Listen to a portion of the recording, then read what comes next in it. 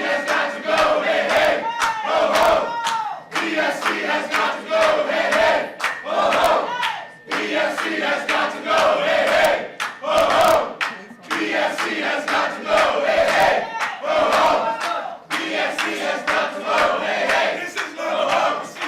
Show me what democracy looks like. This is what democracy looks like. Show me what democracy looks like. This is what democracy looks like. Show me what democracy looks like. This is what democracy looks like. Show me what democracy looks like. This is what democracy looks like. Show me what democracy. I will thank you for your 10 minutes of protest and now ask that you leave. Show me what democracy looks like. This is what democracy Thank you. looks like. Show me what democracy looks like. This is what democracy looks like. Show me what democracy looks like. This is what democracy looks like. Kill the deal. Kill the deal. Kill the deal. Kill the deal. Kill the deal. Kill the deal. Kill the deal.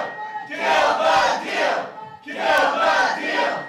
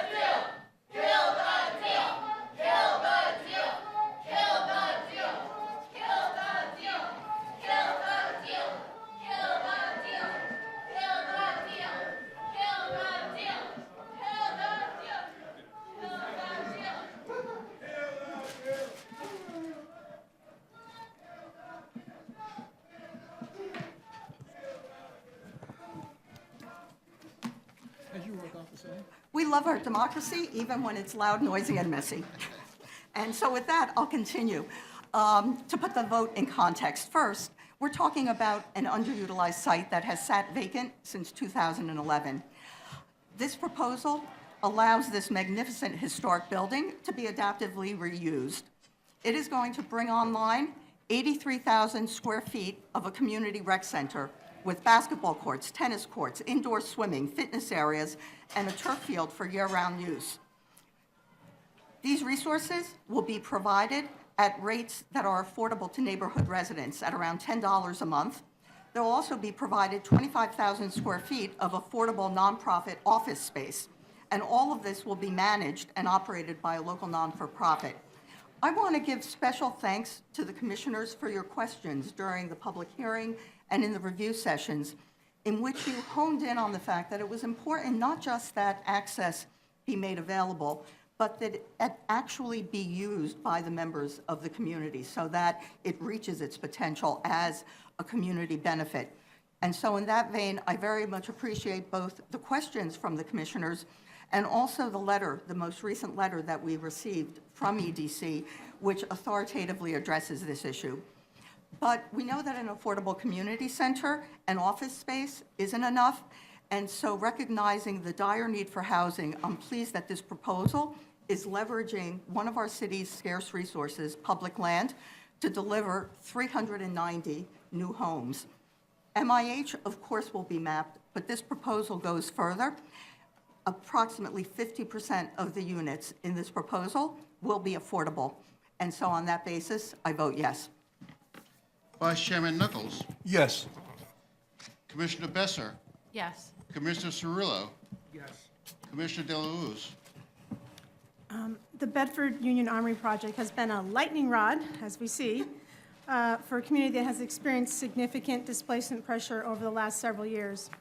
It is also a community that has significant need for new, deeply and permanently affordable housing and low-cost recreational space. The current Bedford Union Armory proposal meets a number, but not all, of community's priorities, namely for well-designed, diverse, and accessible recreational space, and establishing a mechanism for public accountability to ensure that the recreational spaces result in local low and moderate income people actually being able to use the space. Where the project currently falls short, given the community's extensive need for more affordable housing and more deeply affordable housing, is that only 50% of the units are affordable on the rental side and only 20% on the homeownership side. Given that this is publicly owned land, the community has come to expect more. From a land use perspective, the proposed rezoning from an R6 to R7-2 with a C24 overlay, mapping MIH, the project being a large-scale action, having a restrictive declaration, and the minor reduction in parking requirements are appropriate. Additionally, the developer's proposed recreational programming and overall design are appropriate. There are aspects of the project, though, that need further refinement, and there is an important opportunity that for the city to include Community Board 9 in the certificate of no harassment legislation that is expected to pass the council shortly. That would provide the community real tools to combat displacement. Specifically, I hope that the council include Community Board 9 in the certificate of no harassment legislation that is about to be passed, and that the council work with EDC and the developer to further modify the project to better align with the community's goals for more deeply affordable housing and increase the total percentage of affordable units. This will require additional subsidy, and I would hope that the state elected officials could also impress upon Governor Cuomo how the state of New York may contribute to the project to help better meet the community's goals, given that Crown Heights is in Governor's vital New York catchment area. Given the outstanding issues and the opportunity to further improve upon this project by the council to address legitimate community concerns, I'm going to vote no at this time. Commissioner Dweck, Yes. Commissioner Edie, Yes. Commissioner Efron, I'd like to thank the chair for her remarks and additionally thank the city planning staff and our sister agencies for coming up with a working plan that involves the community to make sure that, in fact, this community center is one where the community is participating on a daily and hourly basis. And I vote yes. Commissioner Knight? Yes. Commissioner Levin? I share many of Commissioner Deluz's concerns. I do hope those matters are addressed as the process moves forward. Given the pluses and the minuses here, I come to the conclusion that it's best for us to approve this, and I vote yes. Commissioner Marin? Yes. Commissioner Ortiz? I would also like to reiterate support for including CB9 as part of the Certificate of No Harassment legislation. And with that, I vote yes. Favorable reports have been adopted on calendar numbers 1 through 5. That concludes the special meeting, and we will begin with the review session of October 30th. A quorum is present. Today, we will open with a presentation by Corin Manning of the New York City Department of City Planning's Brooklyn office to update the progress on the East New York Neighborhood Plan. Before Corin starts,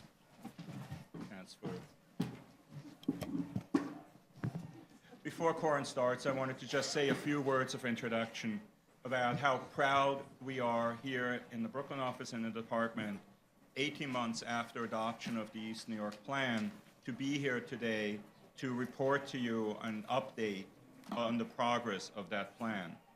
As you may remember, by the time it was adopted by the City Council, this plan totaled actually well over $250 million in city commitments. And Corin will about walk you through the specifics of the commitments that were made and the status of those commitments.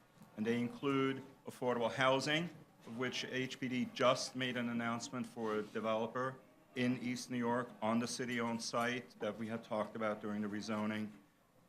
Another over 1,000 units of apartments are underway in the pipeline on private sites. More private interest in housing here with affordable housing is in the making. There's a 1,000-seat school already selected by the School Construction Authority to move forward. Parks are being improved, and there's transformative streetscape project of the Central Spine, Atlantic Avenue, about to start, as well as a community center and support for the business community in East New York. We're proud of the work that was done for the East New York Plan, and I want to hand it over to Corin now to give you a detailed run-through. Thank you, and good afternoon, Commission. I'm here today to provide you with an update on progress made Could since... you speak a little closer Yes. to the mic? Progress made since the adoption of the East New York Neighborhood Plan. It's been 18 months since the East New York Plan was approved, and we want to give the Commission a window into what's been happening on the ground. As you know, our work is not over with the approval of a rezoning and neighborhood plan. In fact, as the scope of our neighborhood plans have grown, so too has our agency's role in implementation and ongoing coordination between agencies. This is an opportunity to reflect on how this plan is taking shape in East New York, not only to understand what is happening in this neighborhood, but to provide a reference point as we develop and review similar plans for neighborhoods across the city. As many of you recall, East New York is a coordinated plan to strengthen East New York with affordable housing, economic opportunities, and new community resources. It was approved by City Council in April of 2016, 18 months ago, and is projected to create nearly 6,000 units of housing in the next 15 years, with commitments by the city towards deep affordability among those units. The city also committed $267 million as part of this plan for capital projects and services for the neighborhood. In the intervening months, we have made significant progress towards achieving these goals. A few highlights that we'll go through today include awarding a city-owned site for the development of 275 units of affordable housing, opening a new Workforce One Center, selecting a site for a new 1,000-seat school, gathering public input and beginning design on 3 major park improvements. We are soon to break ground on a major streetscape improvement project on Atlantic Avenue. The city has advanced the design and construction of a new community center, and we released the first annual progress report. This plan was the result of years of work by DCP, community boards, local organizations, and residents. Our planning work really began 6 years ago with the Sustainable Communities East New York study. This study looked at needs and opportunities in the neighborhood and identified the potential for growth in this transit-rich neighborhood. The release of Housing New York added urgency to our work as the scale of the city's housing crisis and the need to create more affordable housing became more apparent and was elevated on the city's agenda. This was followed by a more intensive phase of community outreach, during which we held dozens of public meetings to better understand residents' needs, vision, and aspirations for their community. Based on this dialogue with community members, we developed the East New York Neighborhood Plan in coordination with sister agencies. And after a dynamic public review process where this commission played a key role, the plan was adopted in April 2016. This is a comprehensive neighborhood plan that includes strategies for land use and zoning, housing, economic development, and community resources. A central component of this plan is a land use planning framework that lays out a vision for future growth in the neighborhood. This lays out a vision for growth along key corridors near transit while preserving the low-rise character along mid-blocks. The goals of this framework were enacted through zoning changes. The previous zoning did not allow new housing on key corridors, which had stifled the housing market in the neighborhood and restricted new development to very low densities. The zoning that was put in place allows mixed-use, medium-density development along key corridors.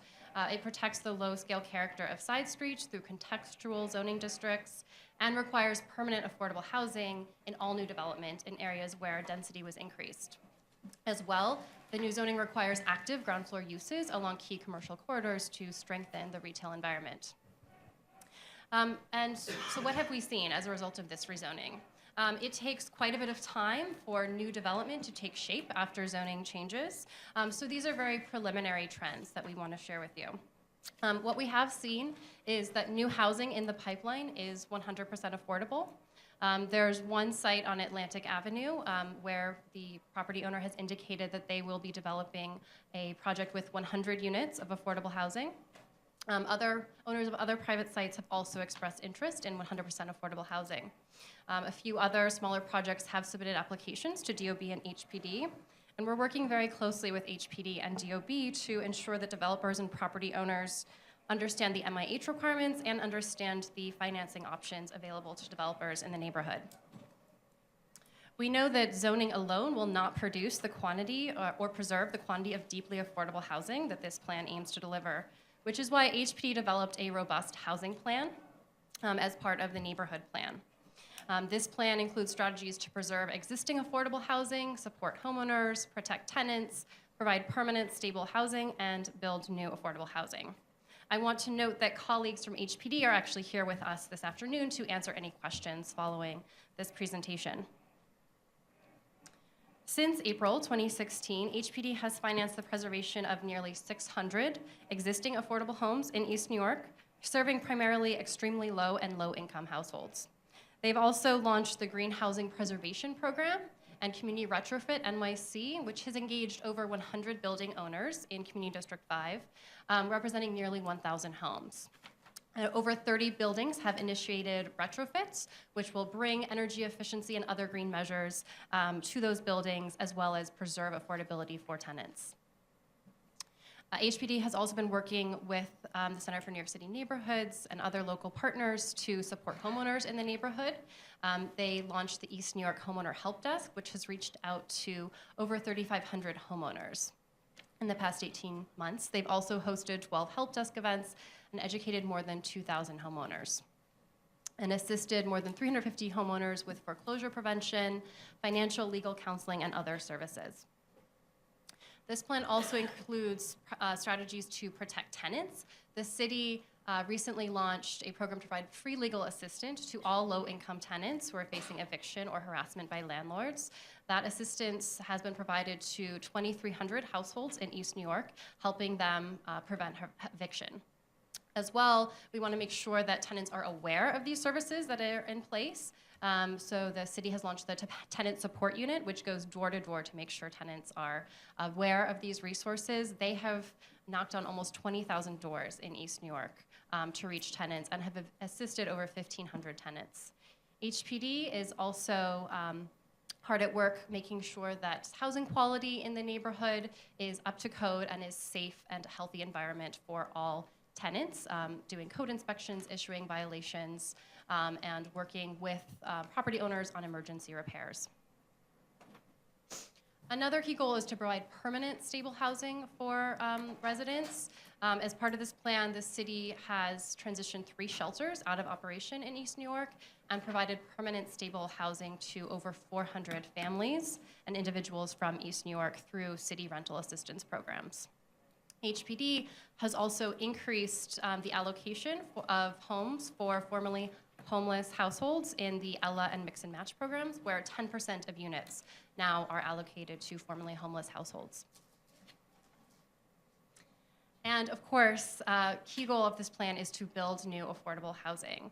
There is one significant city-owned site in the rezoning area that was slated for affordable housing development, and just last week, on Friday, HPD announced the selection of a development team to build 275 units of affordable housing on this site. This will be a joint venture by Manny Urban Builders Collective and Cypress Hills Local Development Corporation. They will be creating 275 affordable homes through the Ella program.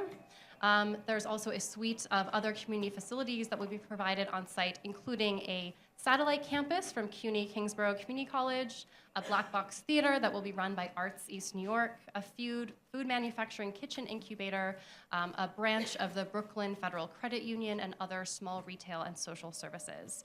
This proposal is really meeting a range of community needs that were identified during a public outreach process that HPD conducted in June of 2016, where they gathered input from community residents about what they wanted to see on this site, which was included in the RFP. This is a really exciting project that will anchor this end of Atlantic Avenue. Beyond this large site that we have, the city is also moving forward with developing affordable housing on smaller infill sites through the NCP program. 42 units of affordable housing have been awarded to East Brooklyn congregations for infill development, and HPD is reviewing additional proposals for infill projects. HPD also issued an RFP for the Christopher Glenmore site, which is just outside of the rezoning area, but was one of the commitments of the rezoning to release an RFP for the site. That was released through the Brownsville Community Plan RFP earlier this year. And of course, HPD is continuing to work with private site owners to develop affordable housing using the Ella program. Beyond housing, the need for economic opportunity, jobs, and more business opportunity was probably the other top goal we heard from community residents during the outreach process. This plan includes strategies to bring career training and placement services closer to residents with the Workforce One Center, support new and existing businesses, strengthen commercial corridors, and promote business and job growth in the IBZ. Just about exactly a year ago, in November 2016, the city opened a new Workforce One Career Center in East New York. The center is located on Atlantic Avenue in a highly visible and accessible location for community residents, close to transit and a major corridor. Since the opening, they have served more than 3,500 clients and connected 185 people to employment. SBS also worked with community partners to conduct a commercial district needs assessment on 3 key corridors. Based on the findings of that assessment, they awarded $1.4 million in commercial revitalization grants to local partners who are using those funds for supplemental sanitation, merchant services, and street beautification projects. The East New York IBZ is a major asset to this community in terms of providing access to local jobs and business opportunities. EDC has developed a plan to strengthen this IBZ with new jobs and more opportunities for businesses. They are working right now to rehabilitate a city-owned industrial building in the IBZ so that that space can provide even more jobs and business opportunity for the area. The city is also working on streetscape improvements to enhance accessibility and connectivity in the IBZ, particularly around transit nodes. And EDC worked with a local partner to launch a district marketing campaign just in the past month in partnership with the LDC of East New York, which installed new street banners and will include other marketing. And of course, the heart and soul of a neighborhood is really its community institutions, places where we learn, play, gather with neighbors. And the East New York Plan is investing significant resources to ensure that this neighborhood has places for current and future residents to deepen their connection to the neighborhood and be an active part of their community. The plan included a commitment to build a new 1,000-seat PSIS school, reconstruct Atlantic Avenue with a raised planted median, curb extensions and safety improvements, to improve existing parks, to provide more diverse recreational options, and create a new community center with youth programming. Since the plan has been adopted, site selection was completed for the new 1,000-seat school. This is going on a portion of the city-owned site on Atlantic and Chestnut. The design is underway, and it is expected to open in September 2020. Design is also underway for a new community center to be run by NYPD in a city-owned building on Pennsylvania Avenue. NYPD held a community visioning session in October 2016 to learn more from the community about the type of programs they want to see in that building. DOT is also very soon to break ground on the major reconstruction of Atlantic Avenue to bring a safer corridor to this neighborhood. Parks has been working on 3 major park improvement projects in East New York. They have held community visioning sessions and began design for these projects. The Lower Highland Park playground will be a rehab of an existing playground with construction to begin in 2018. At City Line Park, Parks will be turning a large expanse of asphalt into a green space with a turf field, fitness area, and skate park, and that will begin construction in 2019. And then Kellyhan Kelly Playground, which is located just above the Broadway Junction Transit Station, is going to see a full renovation with new green spaces, new basketball courts, and a skate park. As well, in our efforts to uncover new places for open space and recreation, Parks has partnered with the 2 schools in the neighborhood to create schoolyards to playgrounds at PS 677 and 345. These are now open to the public on weekends and evenings. And through this neighborhood plan, the city committed not just to a set of investments and programs, but to a new level of accountability and transparency. We made a promise to release an annual progress report that would provide an update on how well we are doing meeting each of the commitments made as part of this neighborhood plan. The first such report was released in June of this year and includes a detailed summary of progress made towards each of the more than 50 commitments that were made as part of this plan, giving residents and stakeholders a way to stay informed and involved throughout the process of implementation. This reporting is now a standard practice for all neighborhood-wide rezonings. And of course, planning in a dynamic city is never over. One of the commitments that was made as part of this neighborhood plan was an additional study of Broadway Junction, which has just launched. This study is led by EDC and DCP, and will study potential infrastructure improvements, public realm investments, and the feasibility of large-scale job-intensive uses to locate around this major regional transportation hub. This plan is also aligned with the goals of New York Works, which aims to grow the number of jobs outside of Manhattan. The East New York plan looked at this neighborhood holistically and accordingly includes a diverse set of strategies to address a range of needs in this neighborhood. I want to highlight the emerging node of activity on Atlantic Avenue, which represents a cross-section of the plan's goals. What you see here is the Dinsmore Chestnut site, the largest city-owned site within the rezoning area at 80,000 square feet. This site has sat vacant for decades. As announced last week, we will soon see new development with 275 units of deeply affordable housing on this site with the Chestnut Commons project, as well as community facilities and local retail as part of that project. Next door, a new school will provide state-of-the-art classrooms for 1,000 children.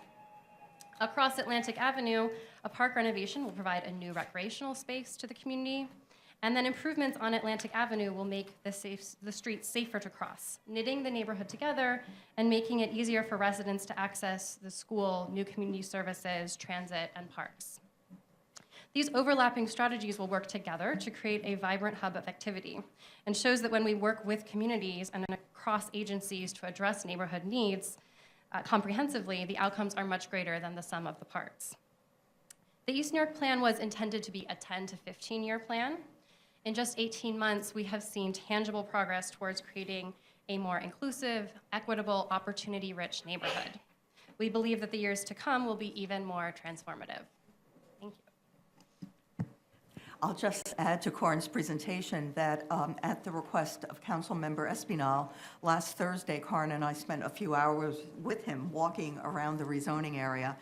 And it was interesting to see his pride in what's already been done, to walk this particular site where there is already construction equipment on the school site, but also to get his suggestions for things that could be improved going forward, lessons that were learned. The one most unexpected takeaway is that Councilmember Espinal has become a behind-the-scenes counselor for other members of the council going through the rezoning process, and so it was nice to see him step up into that leadership role. Questions from the commission? Yes, Vice Chair Knuckles. Corin, under the Atlantic and Chestnut site where it says develop 100% affordable housing, I know HPD is here, so maybe it's a question for them, but what does that range comprise? 100? That's a great question. So it will be all affordable per the ELA program. HPD, do you guys want to speak to the affordability? Good afternoon, Commission. My name is Simon Kowitsky, Assistant Commissioner at HPD. So correct, the site will be 100% affordable, and we laid out the affordability levels at the approval of the rezoning, so I can go through them. 15% will be affordable at 30% of AMI, 20% affordable at 40% AMI, 15% at 50%, and the remaining at 60%.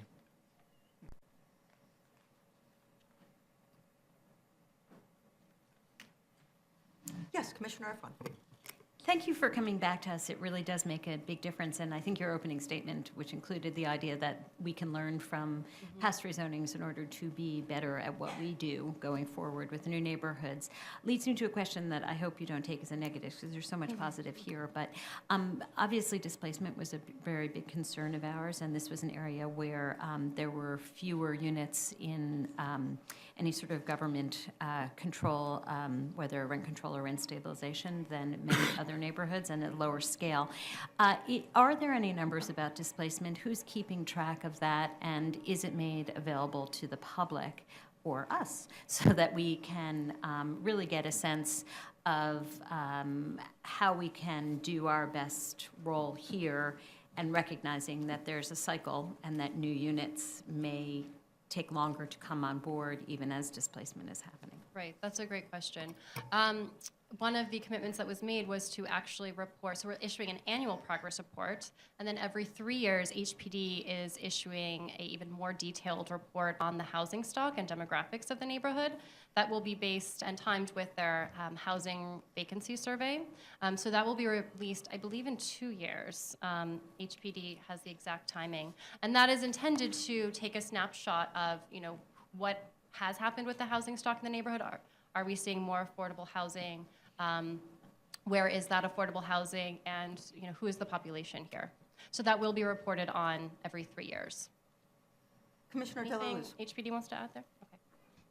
I mean, I would just add for the Center for New York City Neighborhoods also just came out with a research project that specifically looked at primarily homeowners in the area and where they were displaced, and the research is actually quite insightful. I suggest everyone, there's a Cranes article about it, you can link to the research, that specifically looked at categories of homeowners, those that were experiencing some level of distress versus those that weren't, and then a small percentage of renters that were in 1 to 4 family properties. And I think it's quite revealing, actually, and I think it does, even though it's early research, I think it has some lessons learned that can be applied, especially as the city prepares to put together its affirmatively furthering fair housing work, and considering who the homeowners are in terms of racial makeup. So it might be interesting for us to actually hear that research directly from Center for New York City Neighborhoods. I know they were a partner on the East New York rezoning, and I think it could be helpful. And the only other thing I would add, and this is more of a question, especially as we go to the Broadway Junction piece of the puzzle now, I see that if you could talk a little bit about if there's any involvement from the agencies in the city that are really focused on workforce development and training and adult education and literacy. I think, bringing bringing employment opportunities to the local community is a great thing. It doesn't necessarily mean local folks will actually get those jobs. So I'm just wondering if that's a part of the thinking as well. That's a great point. Right now, EDC and DCP are the lead agencies on this study, but we're just kicking off, and we do plan to involve a range of other city agencies. And I think we would want to build on that, the existing location of a Workforce One Center that is actually very close to Broadway Junction, and strengthen that relationship. And that's a great point about making sure that workforce is a key element of the plan. I would just add on that we had an extra 15 minutes before meeting with a council member last week and dropped in unannounced on the Workforce One Center that has been up and running for just about a year there. And the good news and the bad news. The good news is we got to meet absolutely all of the staff there. The place was as professional as could be. It set a very positive tone. The staff as engaged as could be. The bad news, the staff were able to speak with us because there weren't as many clients as they would have hoped. And that was certainly something that the council member had stressed. The staff indicated that they understandably started by forging relationships with employers because they're the ones with the jobs, but realized that they needed to form more community partnerships with other entities in the neighborhood who could drive more foot traffic to the center. And so I welcome the focus on workforce development. Also, if you'll get us the Cranes article, I'd be glad to have it distributed to the commission. I think it was actually in the news clips. Was it? Oh, I didn't even know. If I may, I just want to point out that one of the things that the EIS for the East New York plan pointed out is that there are households or were households there already in distress and already subject to displacement, right? And that by providing more housing and affordable housing, especially with HPD's commitment, we were providing a reservoir of affordable housing to catch those that might be displaced. And the connection between the rezoning and whether or not families were displaced or left East New York is still to be made. Other questions? No back and forth on that one. Oh, I do have one more. Yes, Commissioner Irfan. I apologize for not asking you sooner. There was some concern expressed about Wi-Fi and hope that with each new 100% affordable or partially affordable site, there would be Wi-Fi. Do you have any update for us on that? I will look to HPD to speak to Chestnut Commons in particular, but that is actually something we are coordinating with DoIT, is trying to get cable for broadband incorporated as part of the Atlantic Ave improvement project. Thank you. And brought to the IBZ, so that is still in the works. I knew the IBZ was a commitment, but the rest was conditional. Again, at the Dinsmore Chestnut site, I think we're going to work towards building in some Wi-Fi there. As a standard practice, we don't require it in the projects that we finance, though it's something that we support and always welcome. Other comments?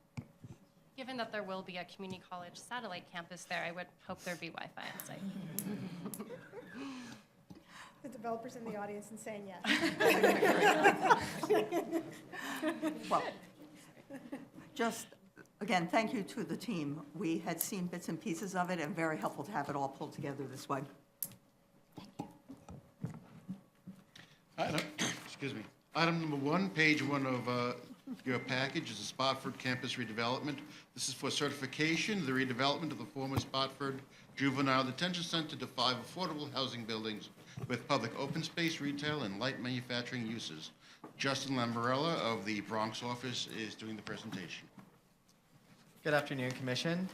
This application is for a mixed-use development with approximately 740 units of affordable housing in the Bronx. The applicants are the Department of Citywide Administrative Services, DCAS, the Economic Development Corporation, EDC, and the Peninsula JV Associates. So the area of the Bronx that we'll be talking about today is Community District 2 in the Hunts Point Peninsula. The Hunts Point Peninsula contains New York City's food distribution hub. The Hunts Point Distribution Center, located along the Bronx River, contains the Hunts Point Terminal Produce Market, the Cooperative Meat Market, and the New Fulton Fish Market. Just to point out, the site that we're talking about today is located here outlined in red. Transportation in the area includes the 2-5 line, which is about 7/10 of a mile away from the site. The 6 train line, located about 4/10 of a mile from the site, as well as various bus lines to connect from the site to those trains, and the new SBS BX 6 service. Also to point out is the future Metro North proposed station. This would allow access to Midtown Manhattan, as well as the northeastern Bronx, upstate in Connecticut, and this is proposed to open in 2022.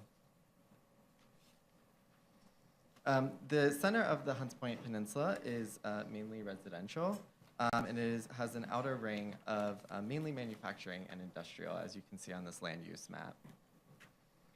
In 2008, in response to the Hunts Point Vision Plan, the City Planning Commission approved the special Hunts Point District, which you can see outlined here around the residential area. And this creates a buffer ring around the residential area and limits manufacturing uses not related to food production or manufacturing. Or distribution. The Hunts Point Food Distribution Center and the adjacent light and heavy manufacturing uses are located in the Hunts Point IBZ, and that's, you can see outlined here on this map. The residential portion of the peninsula is zoned R6, and surrounding the site there are multifamily buildings of 5 and 6 stories, as well as some 1 and 2 story 1 and 2 family homes. And then adjacent to the site is zoned M12 and includes low-scale manufacturing. To zoom in a little bit to the site, it's bound by Spofford Avenue to the south, Tiffany Street to the west, Lafayette to the north, and Oneida Street to the east. This creates a superblock where on the northern portion is the Corpus Christi Monastery, also the Julio Caballo Fields, and the Hunts Point Recreation Center. You also notice the Banknote Building located here, which was designated as a landmark in 2008. The site itself contains the former Spofford Juvenile Detention Center, which opened in the late 1950s. The community has long viewed this facility negatively and walled off from the community, and they led a decades-long fight to close it, which it finally did close in 2011. The only active use on the site today is a ACS Head Start facility located here called La Peninsula. Just to give some context of the site, the top photo here shows Tiffany Street with the former Spofford Center to the left. This photo is at the corner of Tiffany and Spofford. And then this is Spofford Avenue looking up the hill. It's important to note that the topography on this site varies a lot. From Tiffany Street, it rises to Oneida Street to the west, and also it rises from Spofford towards the monastery to the north. These pictures just show the context on Spofford Avenue. You can see it as the hill rises here, and the current walled-off condition here. And then this photo here on the bottom shows the corner of Spofford Avenue and Oneida Street, and that's the ACS facility today. So in June of 2015, EDC released a request for expressions of interest, or RFEI, on behalf of the City of New York in partnership with HPD to redevelop the site. And the team that was selected is a joint venture between the Gilbane Development Company, the Hudson Companies, Inc., and Mutual Housing Association of New York, called the Peninsula JV LLC. And they're proposing a live-work mixed-use development called the Peninsula. Just to give an overview, this would consist of 5 buildings with approximately 738,000 square feet of floor area, 740 affordable housing units, 53,000 square feet of commercial and retail uses, 26,000 square feet of community facility uses, and 21,000 square feet of light industrial uses. Below grade would be 216 parking spaces. There would also be no less than 52,000 square feet of publicly accessible open space. The buildings will be primarily between 13 and 16 stories in height, with the exception of Building 1A, which is located here and contains the light industrial uses. The proposed 740 affordable housing units would be 100% affordable, between 30 and 90% AMI, according to the ELA HPD program. There'll also be 10% of units allocated for the formerly homeless. The design also calls for a mix of studio, 1-bedroom, 2-bedroom, 3-bedroom, and 4-bedroom units. As well, the construction would include 3 different construction schedules. So buildings 1A and 1B would be completed by 2020, buildings 2B and 2A by 2021, and building 3 by 2024. And this also allows the ACS facility that's located in this portion of the site here today to relocate to building 2A without having to close. The proposed site plan is designed to break up the superblock and open up the currently walled-in context of the site, letting in light and creating ample open space, which you can see here on this site plan.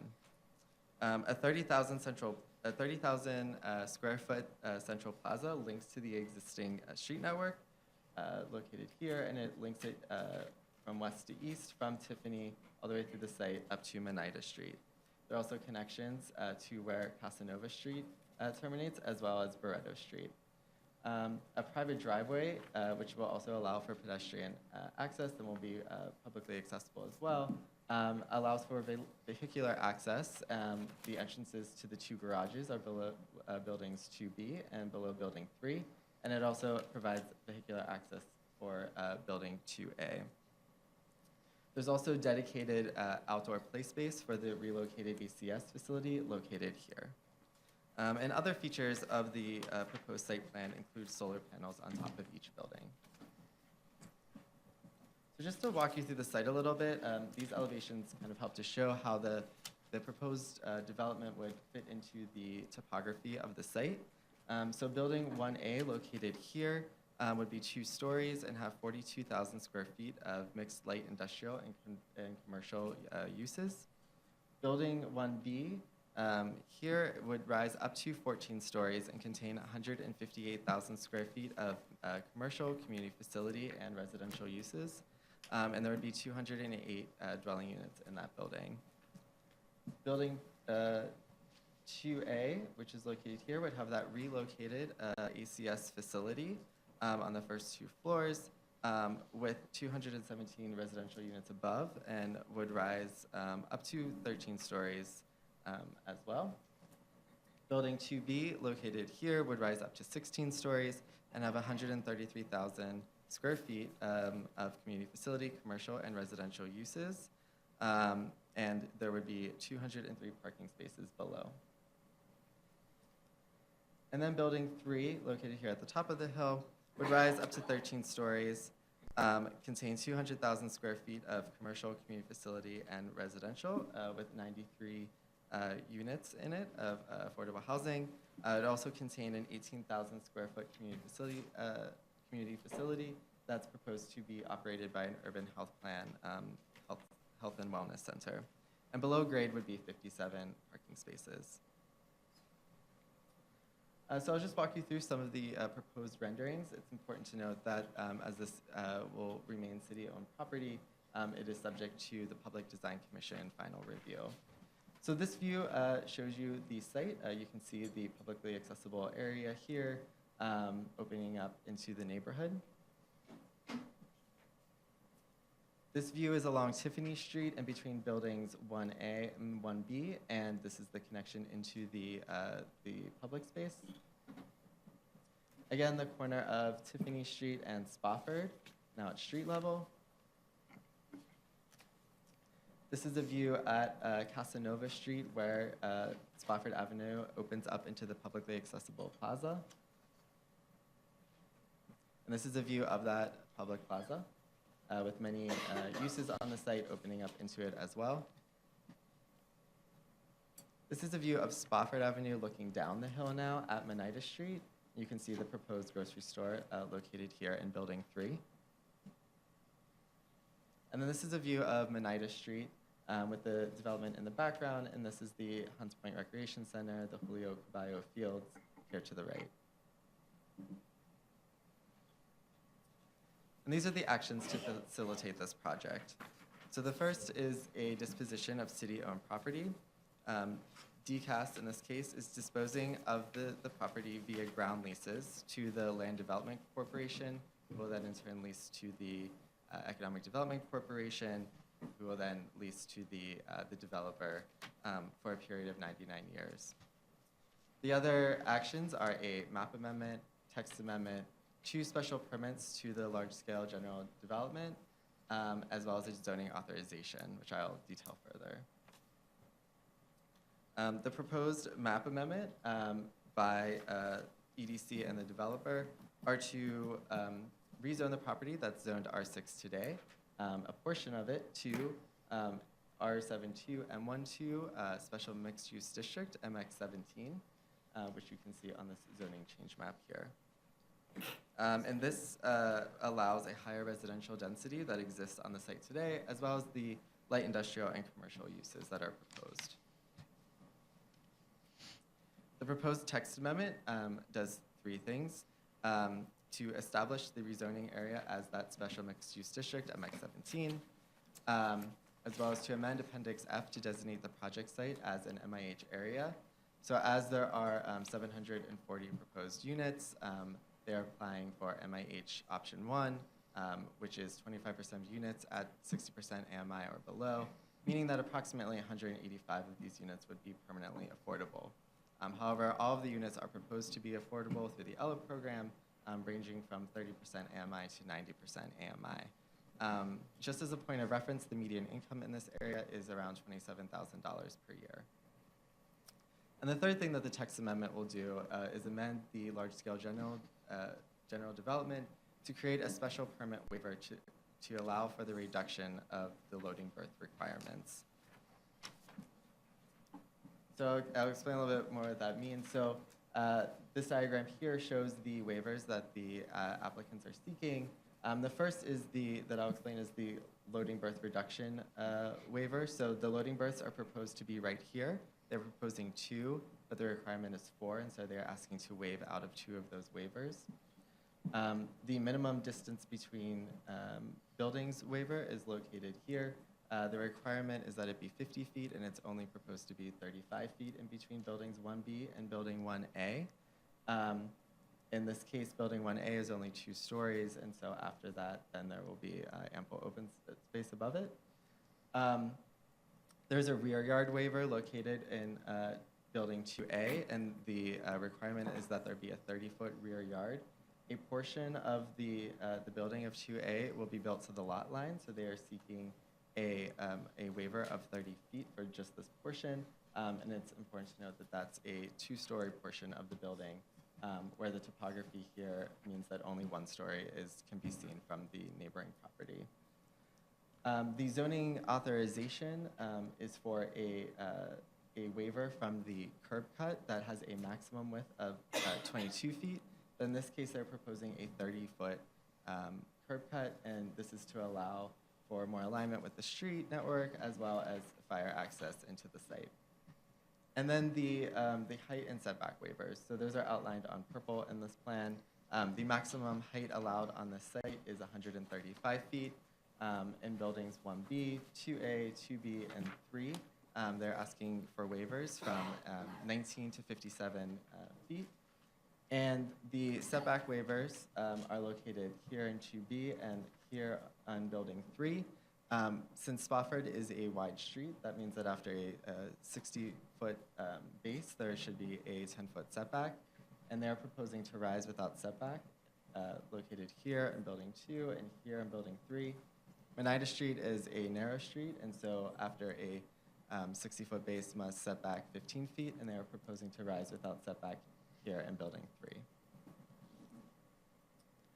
3. For the environmental review, the Deputy Mayor for Housing and Economic Development released a notice of completion for the DEIS on October 20th. The DEIS identified potential significant adverse impacts in traffic and noise. The DEIS identified partial mitigation in these impacts, and will study mitigation measures in between the DEIS and the FEIS. So in conclusion, these actions would help to facilitate a mixed-use development with 740 units of affordable housing, with light industrial, commercial, and community facility spaces as well. Thank you. Questions from commissioners? Yes, Commissioner Efron. Thank you. That was incredibly clear, first of all. But my question is about the Central Plaza, which is clearly not a park. And even as it is such a central part of the design of this, what will be the mechanism to make sure it's maintained? Will there be a restrictive declaration? How does this work? Yes, there will be a restrictive declaration. It's also required through the lease agreement with the developer that it be publicly accessible, and the project team, the developer, will be the party that will be maintaining the entire site. Thank you. Commissioner Deleuze. Hi, thanks for the overview, and a very ambitious project. I'm just wondering, what level of community engagement has existed thus far? I mean, the yellow term sheet is obviously, the most affordable financing the city currently has, but considering the AMI levels that you outline in the local community, I can imagine that there's going to be some concern. And I'm just also wondering, is this within the flood zone in the area, or is it just outside the flood zone? So I answer your second question first. It's just outside the flood zone. Mm-hmm. And the project team has been working in the community with this proposal for a while now. They've done several community meetings. They've gone to the community board several times, especially in the past year, and have been working with them on this proposal. They also have several project partners in the community that they've been working a lot with, and have been getting feedback that way as well. Great. Commissioner Ortiz. Hi, how are you? Good. I guess two sets of questions. One with respect to retail. So, there was mention of 53,000 square feet of commercial and retail uses. We know that that's really broad set of uses. What are envisioned there ultimately, and are some of those uses not in fact sort of the active retail use we envision, or what? Could you speak to that? Sure. So the developer is currently working with a lot of businesses already in the community and within the Bronx to tenant a lot of those spaces. So I think currently what's proposed are things like a bank, and they have a bank lined up, but not formally official yet. As well as a lot of the industrial spaces will have retail components. So you can see in some of the renderings things like Il Forno, which is a bakery, or a brewery. Those will be some of the retail uses as well. And they also have been talking with a grocery store for Building 3, which I think is a lot of the square footage for that space. So for clarification then, some of what we consider retail uses fall under the industrial use category? No, I'm sorry. So right, you said some of the industrial uses will have retail. Right, sorry. So that would be in addition to the light industrial uses, I believe. But I can get clarification on how that breaks down. Or Yeah, so how we I'm just categorize curious, that. because increasingly we're seeing that kind of hybrid, and sort of where does it fall? Yeah. If they're a bakery selling wholesale, but they've got some retail, which use sort of prevails? Right. And where do we count it? Because we want to make sure there's sufficient retail here, because it's a little isolated. It's, it's not necessarily next to another district, so there's got to be enough of it to make it a destination. Right. Okay, so, and then the other question I had with respect to the plaza, I noticed there's a challenging situation of elevation change, and at least one of the renderings where you look up into the plaza, if you could go back to that. Yeah, that one. I don't know if this is anticipated to be one of the busier entrances to the plaza or not. I don't know enough about sort of the pedestrian traffic flow.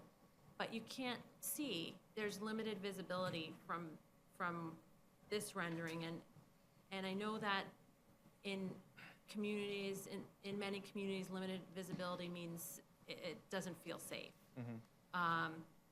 So I would be interested in sort of hearing about what kinds of safety sort of overlays, you know, what will be put in there to make sure that residents feel safe. The maintenance is going to be really important, and particularly in poor communities. It's just a reality that we should anticipate. So I don't know if you could, if there's anything to say about that, if that's come up internally around safety and visibility. I know it's something that the developer team has spoken a lot with the community about, ensuring that the whole site is safety. The whole site is safe, and there are safety measures like cameras and good lighting and maintenance.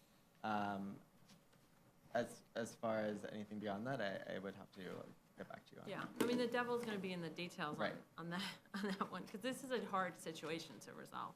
Right. And then last on the parking. I understand that the parking's coming in a later phase?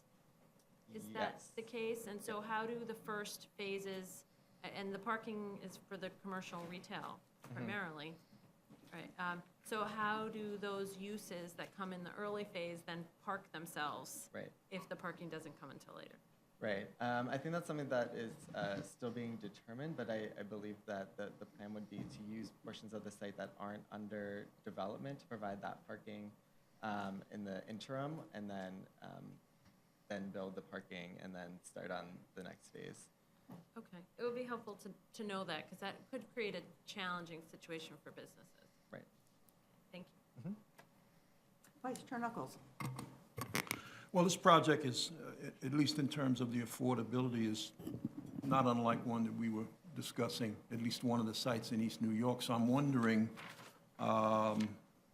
is there any consideration for workforce development being incorporated into this project to any extent? As far as a center or? A center, yes, and a linkage between hopefully the rental of this light manufacturing use and opportunities for residents that will be in this development. Right. So one of the partners that they're working with is BronxWorks. I think also Casita Maria, Sustainable South Bronx, and they're hoping to create those connections and linkages to workforce and the new development. So I think through using community partners, they're hoping to attract workers to the new development. Commissioner Levin. Right, there's a lot going on here, and there's much of it very exciting and appealing. I'd like to, I share Commissioner Ortiz's question about this end of the open space, and I hope when we get deeper into the public conversation, I'd like to understand better the rest of the open space and how public access to it works, what visibility is all around it. Okay. Looks like from the plan, the finger of open space that extends to the west to Meninda Street is kind of a long, skinny thing. How is that going to be designed? How will it feel? Will it draw people in and through the site? How does both vehicular and pedestrian access to building 2A work? Because 2A is kind of in the middle of the quilt. And will that be an inviting approach? Whole package of site access and public access questions, lighting, Right. seating, all of that kind of stuff. No answer now, just Okay. that's on my mind. That's on my mind for Okay. when we come back. Noted. Thank you. Other questions from the commission? You've given us lots of good food for thought during the public review process, so this application is certified. Thank you. Item number 2, page 42 of your package, Park Haven rezoning for certification, the construction of an 11-story mixed-use building with affordable housing. Dana Driscoll of the Bronx office will present.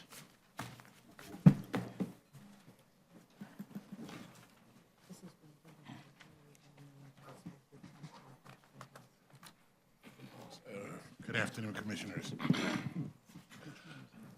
The Department of Housing Preservation and Development is seeking a number of commission approvals for actions including a zoning map amendment, zoning text amendment creating an MIH eligible area, UDAP designation and project approval, and disposition of this city-owned property.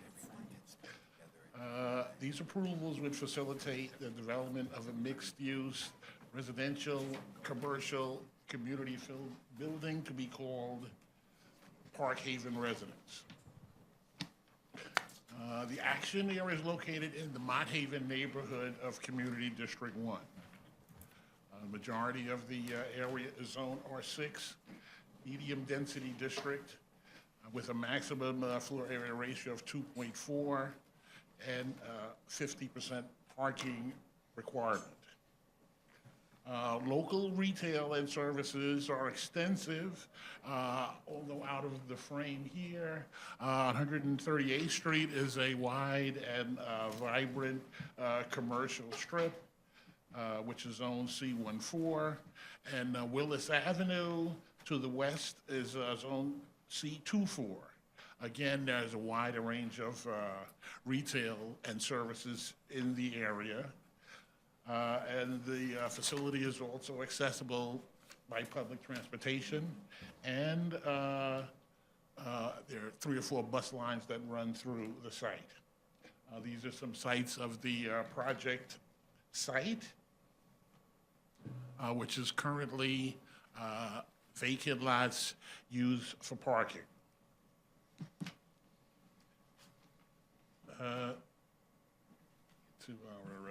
The proposed, rezoning area is located on block 2268, which is bounded by East 142nd Street to the north, St. Anne's Avenue to the east, East 141st Street to the west, to the south, and Willis Avenue to the east. If I can, yes. Okay. The proposed rezoning area includes the entire block front from 142nd to 141st Street. This includes the proposed development site and 2 zoning lots immediately to the south. There's a community facility building, excuse the poor pronunciation, Thessalonica Christian Church, sorry. And to the south of the Christian Church, there's a vacant 5-story building with 2 commercial, vacant commercial storefronts. And the development area includes 9 city-owned lots on the corner of East 142nd and St. Anne's Avenue. This neighborhood has a large concentration of public housing, and the Becente's houses, Millbrook houses, Mott Haven houses, Mitchell houses are all within 5 or 10 minutes walk of this location. All of these buildings are 12 stories or taller, some as many as 20 stories. They provide the context in which this 11-story proposal will be placed.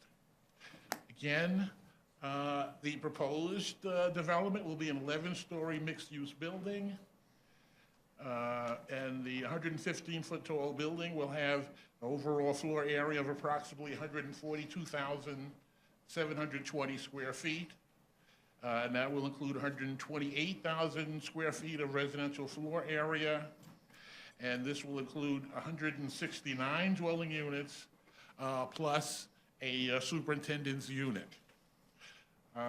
The developers have chosen MIH option 2, which is requiring that at least 30% of the floor area be permanently affordable. For this project, 52 of the 169 dwelling units will be permanently affordable. The balance, well, this will be, again, 100% affordable development.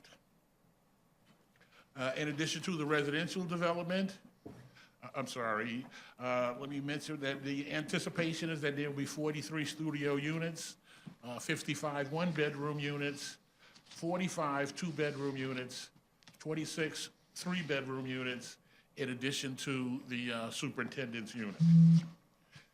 In addition to the commercial element of the project, there will be approximately 7,500 feet of commercial floor area, and this will be used here to the left or to the south of the site.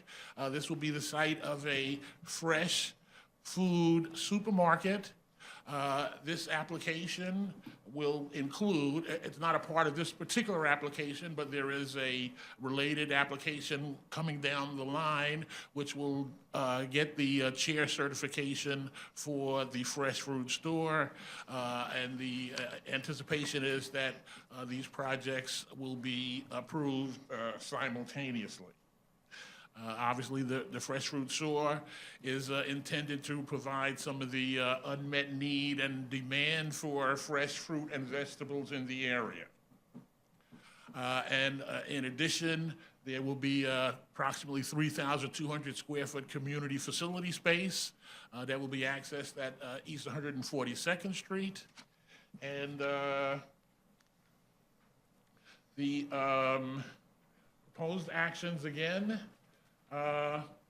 The rezoning from R6 to R7D will allow an increase in the floor area from a maximum of 2.4 to a maximum of 5.6, thereby allowing the creation of the proposed affordable units.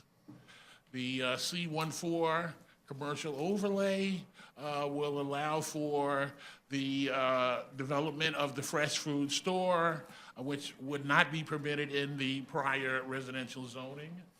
In addition, that will also tend to normalize the zoning of the vacant parcel at the corner of 141st, which has, I guess, aged out of its grandfathered status. It's been vacant for a number of years.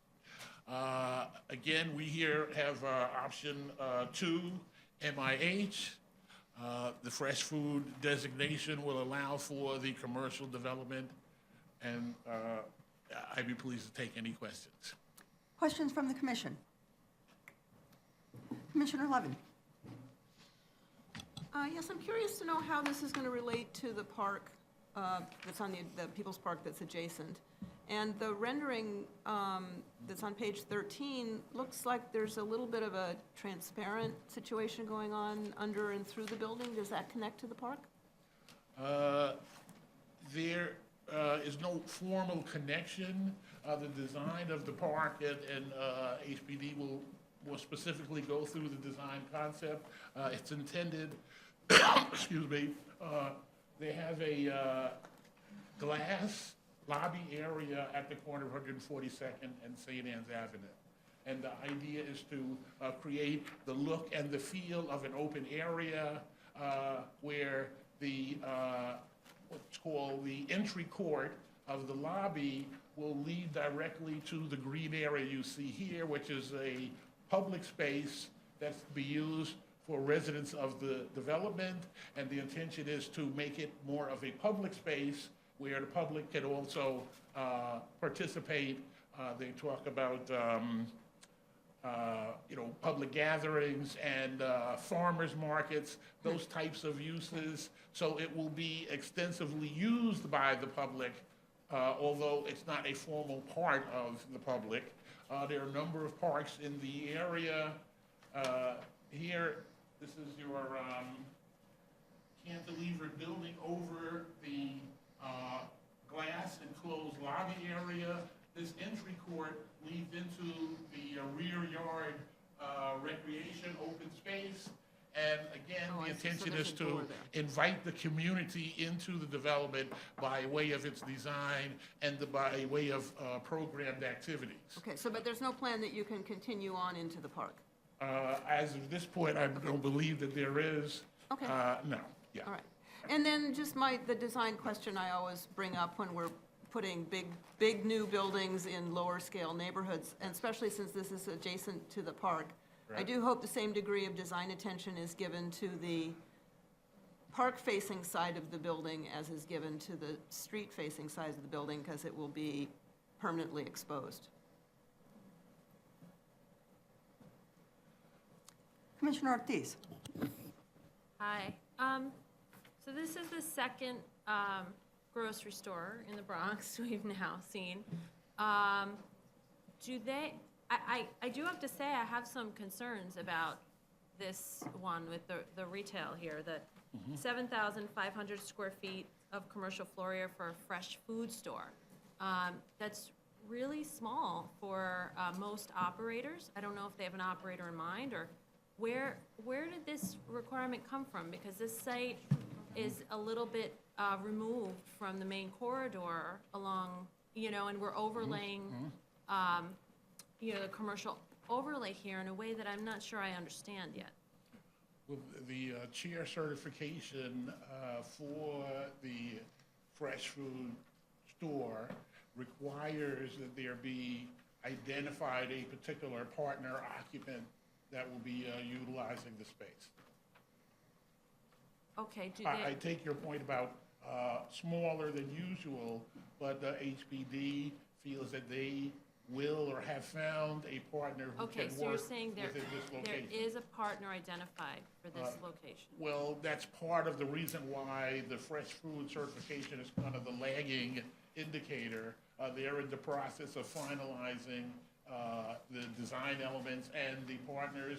There will also be 4,000 or 5,000 square foot of cellar space also involved that doesn't count, quote unquote, as a floor area, but that will be a part of the development. Okay, I mean, I guess I have some concerns about, that, was there any thought given to whether this store makes sense in this location at this site? I recognize that HPD very much wants to improve food access, but, whether there's a market rationale for retail at this location, I really question, particularly at the size and scale, absent anything else going on around it. It's, an isolated offering, and whether there's market demand for it is I'm not sure. I'm not sure if we want to encourage this sort of like, retail off the corridor, isolated. It just doesn't make any sense to I mean, me. again, when we say isolated, 141st Street is 3 short blocks from 138th. That's a completely different market when it comes to convenience Yes, goods ma'am. and services. So I just don't understand the zoning rationale for an overlay, so I will put that up. I'm sure And what they I will- know, I'm sure they will Commissioner, is speak to that at the, the public hearing, Yeah. yes. What I would note is that the certification for the fresh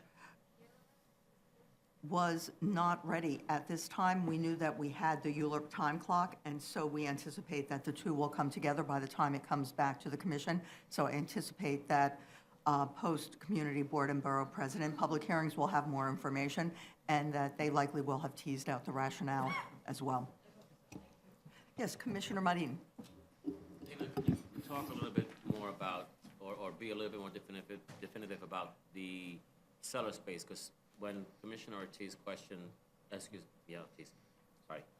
the size of the fresh market being small, you mentioned that there's another 4,000 or 5,000 feet in the basement. Is that for the fresh market? Is that intended to be storage or part of the fresh market? My understanding is that, again, this will be storage and support space for the fresh operation on the top floor. And I also would encourage you, Dana, to talk about the existing context of the neighborhood, because in standalone fashion, it does look kind of weird that there's commercial here.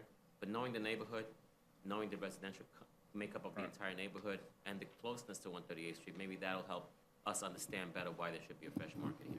I think we'll come with a larger frame for the pre-hearing, so you can see the interrelationships between the 2018, 17, 20-story NYCHA developments that are within walking distance. I'm familiar with them. That's what I'm suggesting. You should put them out. In this proposal, yes, sir. Thank you. Vice Chair Knuckles. I just had a question on a term. What is a detention tank? I'm sorry? A detention tank, which is a space that's next to the designated retail and adjacent to residential storage. I don't know, and I will clarify the point. Yes. We will clarify, Unruly planners, perhaps? Good afternoon. It's for rainwater storage. I'm sorry, rainwater? For rainwater storage. Oh, okay, thank you. Yes, Commissioner Efron. Dana, towards the end of your presentation, you said something about what was happening on the corner of 141st Street and something that had expired or run out, but I didn't catch what it was. Can you just clarify that? well, I mean, again, the site has been vacant for a number of years. Within the rezoning area, outside the redevelopment area, on the corner of 141st and St. Anne's, there is an existing vacant 5-story mixed-use building with 2 commercial storefronts at the ground floor. And is that under It has the... nothing to do with the project. So there is but no the relationship and, rezoning- okay. No Well, relationship to the project, but the rezoning, again, because this has been vacant for more than 2 years, the grandfathered ability to have a commercial use has expired, and this rezoning will recreate that option. thank you. Now I understand why you mentioned it. Commissioner Deleuze. Dana, maybe you mentioned this and I didn't catch it. Do we have the full AMI mix for all the units and the bedroom mix as well? Yes, we do. Great.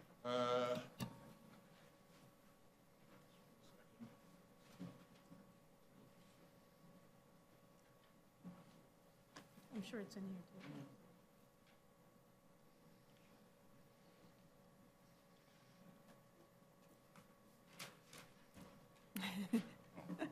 Carol, thank you, Dan. We're showing that there'll be 50 units, 20% of AMI. 9 units, up to 37% of AMI, and I can include this in the briefing materials for the next go-around. 9 units, 47% of AMI, 67 units at 57% of AMI, and 34 units at 80% of AMI. Actually, I can make a copy of this and possibly share it with the commissioners before we leave today. Great, thank you. Other questions? Again, another helpful discussion as we launch this into the formal public review process, and this application is certified. Item number 3, page 70 of your package, 21 East 12th Street parking garage for certification of special permit for a 187-space attended parking garage in Manhattan. Sylvia Lee is presenting. Good afternoon, Commissioners. The applicant seeks approval of a special permit pursuant to Manhattan Core parking regulations to allow a 187-space attended public parking garage within an as-of-right mixed-use building located at 21 East 12th Street within the C17, C61 districts, Manhattan Community District 2. The rendering here shows the view of the project from the corner of East 12th Street and University Place looking northwest. The project site here is located at the corner of East 12th Street and University Place in the neighborhood east of Greenwich Village and south of Union Square. The area is characterized by buildings of varied scales and uses, including residential, commercial, and some institutional uses. University Place is lined with some mid to high-rise apartment buildings of 10 to 15 stories. Buildings within the immediate surrounding area are 3 to 20 stories in height. With some taller buildings on 14th Street and Broadway and further south. In recent years, the neighborhood has seen some residential growth and loss of parking garages due to new construction, enlargements, and conversions, including residential conversions of former parking garages. The site is largely within the C17 district, which extends along University Place from East 8th Street to Northeast 13th Street and permits residential use up to 6.02 FAR, commercial up to 2 FAR, and community facility up to 6.5 FAR. The project site was previously improved with a 4-story commercial building that contained the Bowmore lanes on the upper 2 stories, retail on the ground floor, and a 200-space DCA licensed parking garage on the ground and second floors. Here's the original building.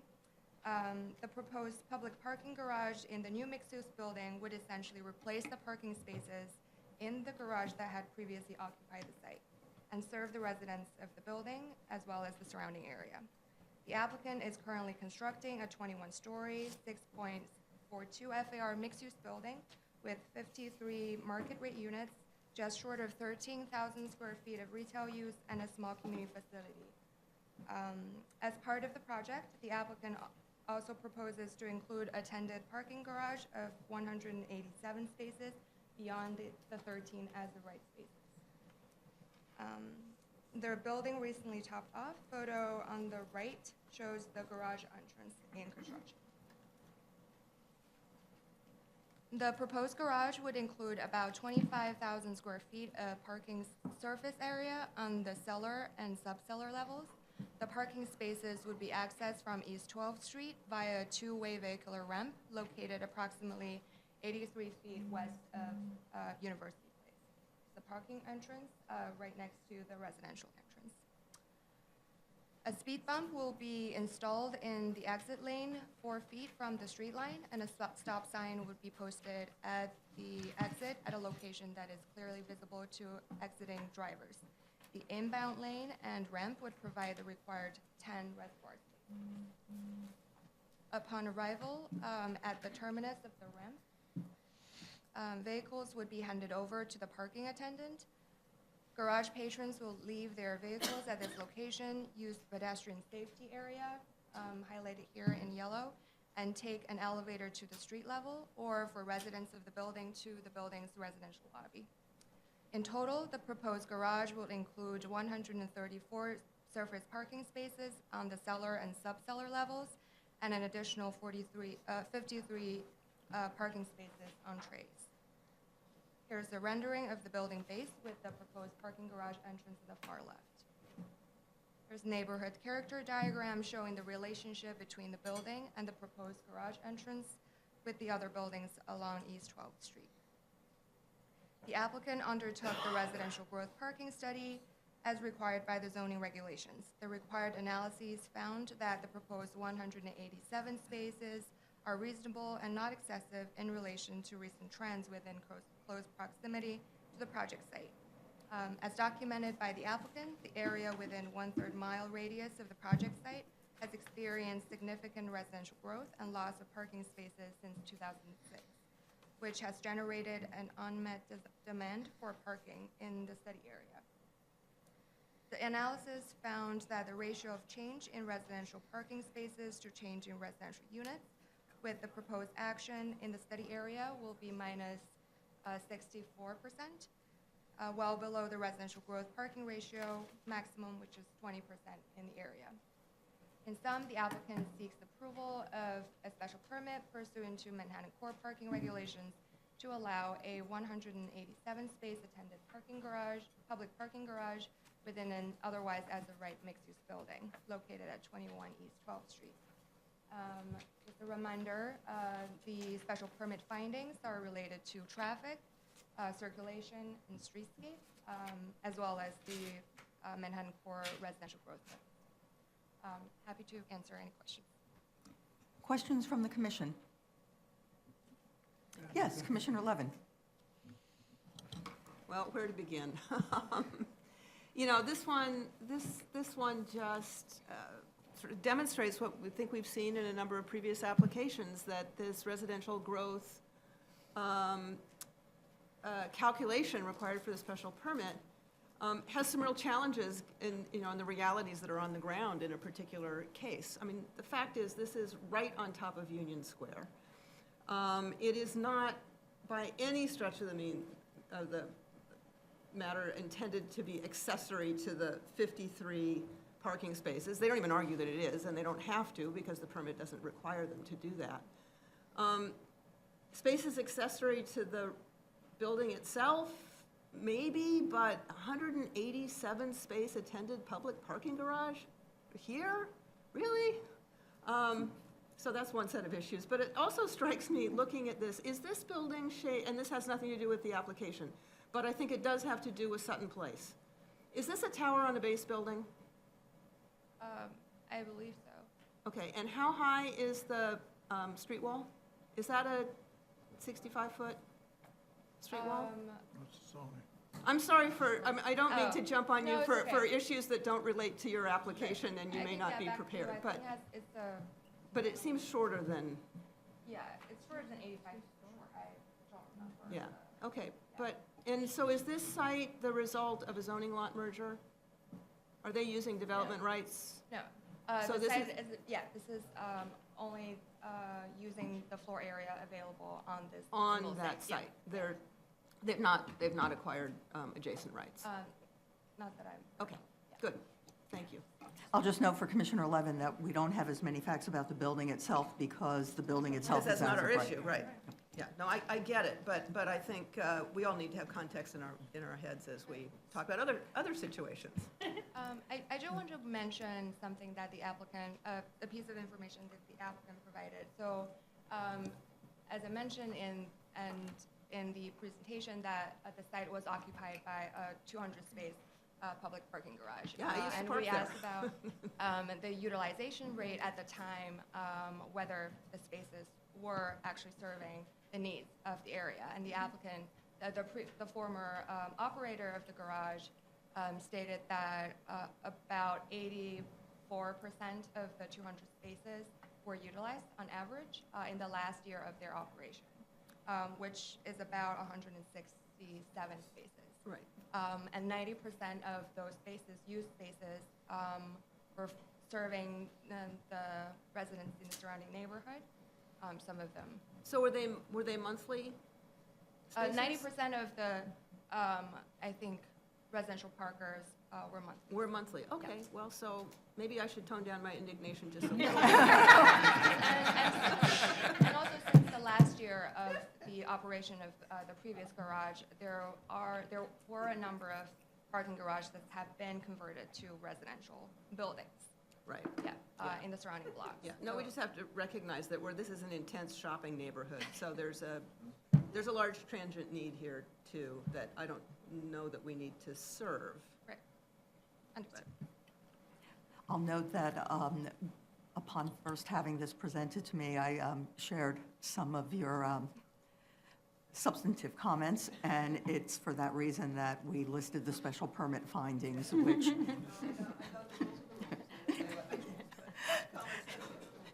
Commissioner Efron. Just want to state for the record, we would be really remiss if you got rid of any indignation, but,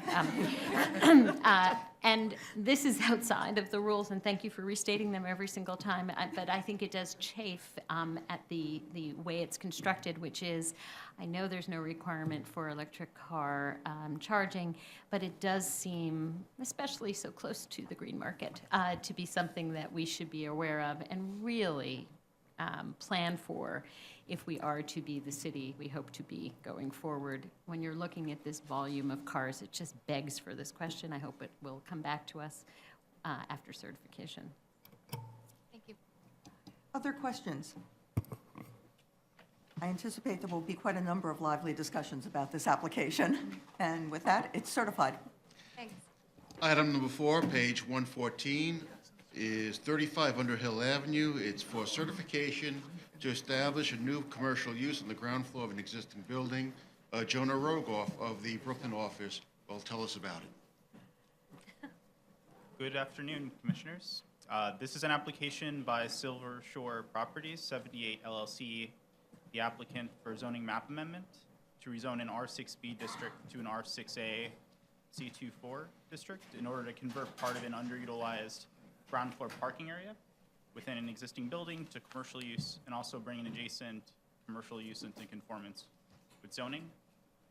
The proposed project site is located within the Prospect Heights neighborhood of Brooklyn, Community District 8, just a few blocks north of Grand Army Plaza and Prospect Park.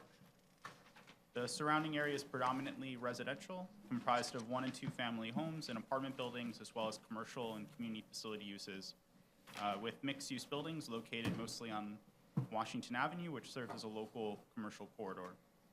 Residential buildings are characterized by 2- to 4-story row houses and 3- to 6-story apartment buildings, In 1994, the Prospect Heights area-wide rezoning mapped much of the surrounding area with contextual zoning districts to preserve the neighborhood's character while allowing modest growth along avenues.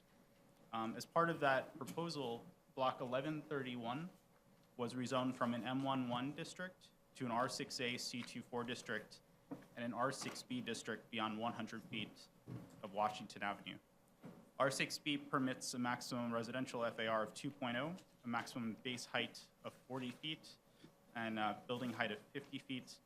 R6A C24 allows a maximum residential and community facility FAR of 3.0, a commercial FAR of 2.0, and a maximum base height of 60 feet and a maximum building height of 70 feet, which may be increased by 5 feet with a qualifying ground floor. The area is well served by public transit, located about a quarter of a mile from the C subway line, accessible at the Clinton Washington station, as well as near multiple bus routes. The rezoning area, shown in a dotted black line, consists of a triangular-shaped portion of Block 1131, bounded by Washington Avenue to the east, Underhill Avenue to the west, Pacific Street to the north, and Dean Street to the south. The project area or rezoning area consists of portions of 4 tax lots totaling approximately 9,600 square feet. Outlined in red is the project site, an approximately 16,800 square foot irregularly shaped lot with frontages on 3 streets, and split between the R6A C24 district and the R6B district. The project site includes 2 residential condo buildings completed in 2008, one fronting along Underhill Avenue, and the other on the corner of Washington Avenue and Dean Street. The buildings have a total of 39 dwelling units and a combined FAR of 2.75. Lot 3 is improved with a 4-story, 12-unit residential building, while Lot 1 is improved with a 4-story it's a mixed-use building with a pre-existing non-conforming commercial use on the ground floor. Both of these buildings had built FARs around 3.4, which is overbuilt under the current zoning and would remain overbuilt under the proposed change. The rezoning area also includes a sliver of Lot 9, which is an accessory outdoor dining area for an adjacent restaurant. Here are a few photos of the area. This is a view of the Underhill Avenue frontage of the project site. The next set of photos shows the lots 1 and 3, the corner of Dean Street and Underhill Avenue, and the ground floor commercial use on Lot 1.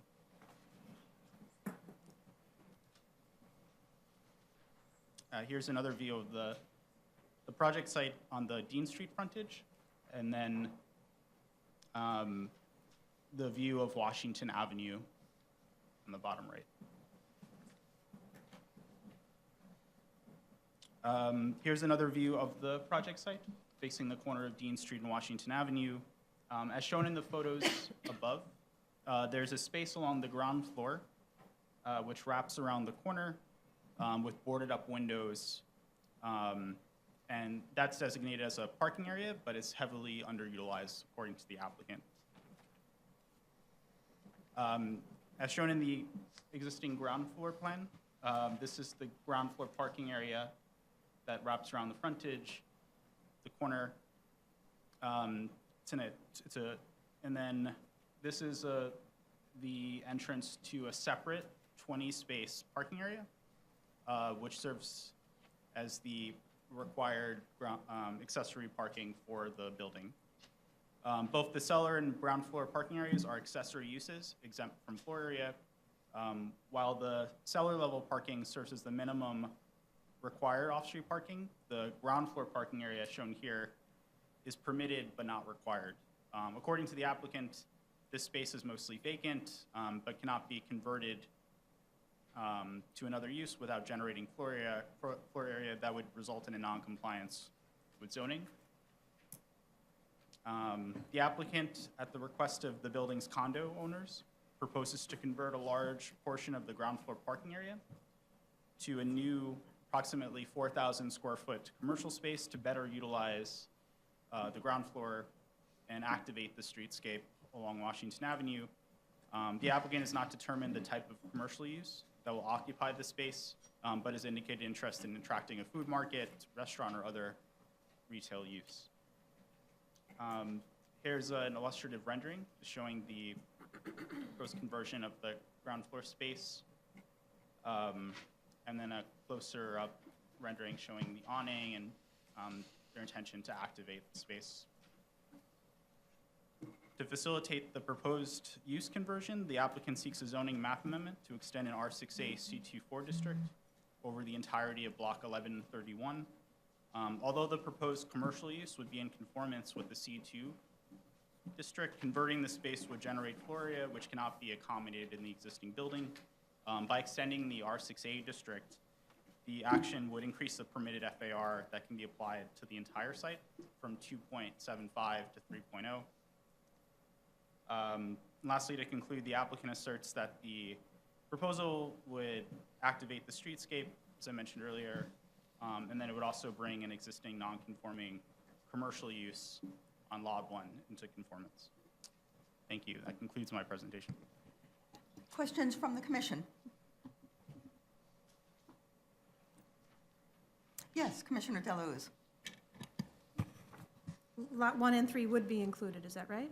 That's right. Okay, so those currently grandfathered but non-conforming uses would be brought into conformance. Doesn't Lot 9 have a similar situation?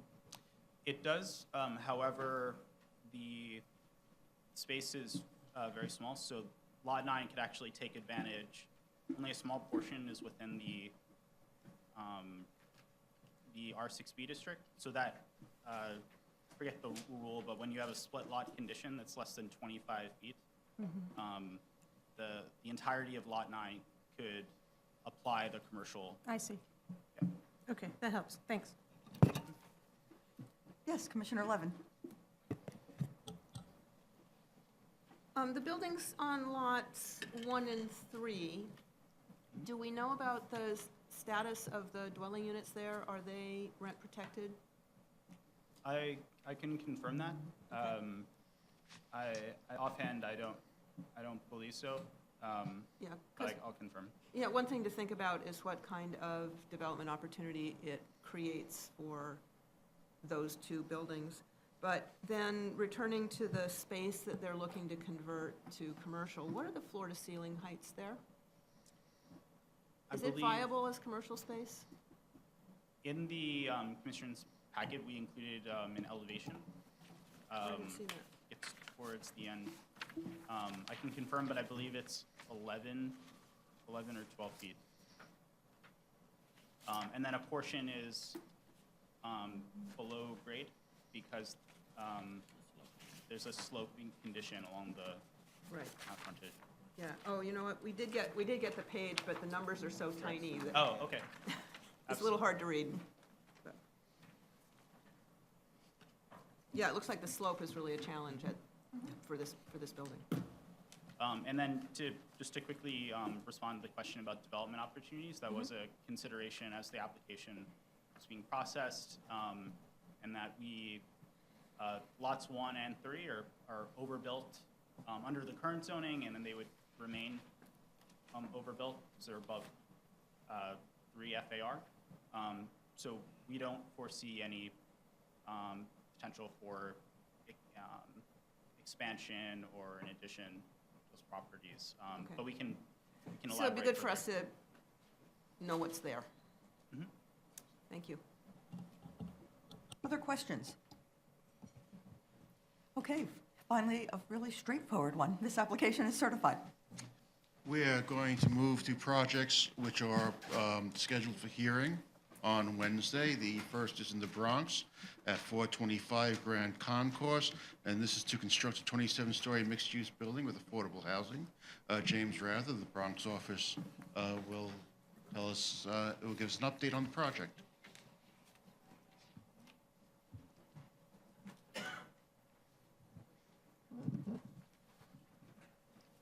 Okay, good afternoon, Commissioners.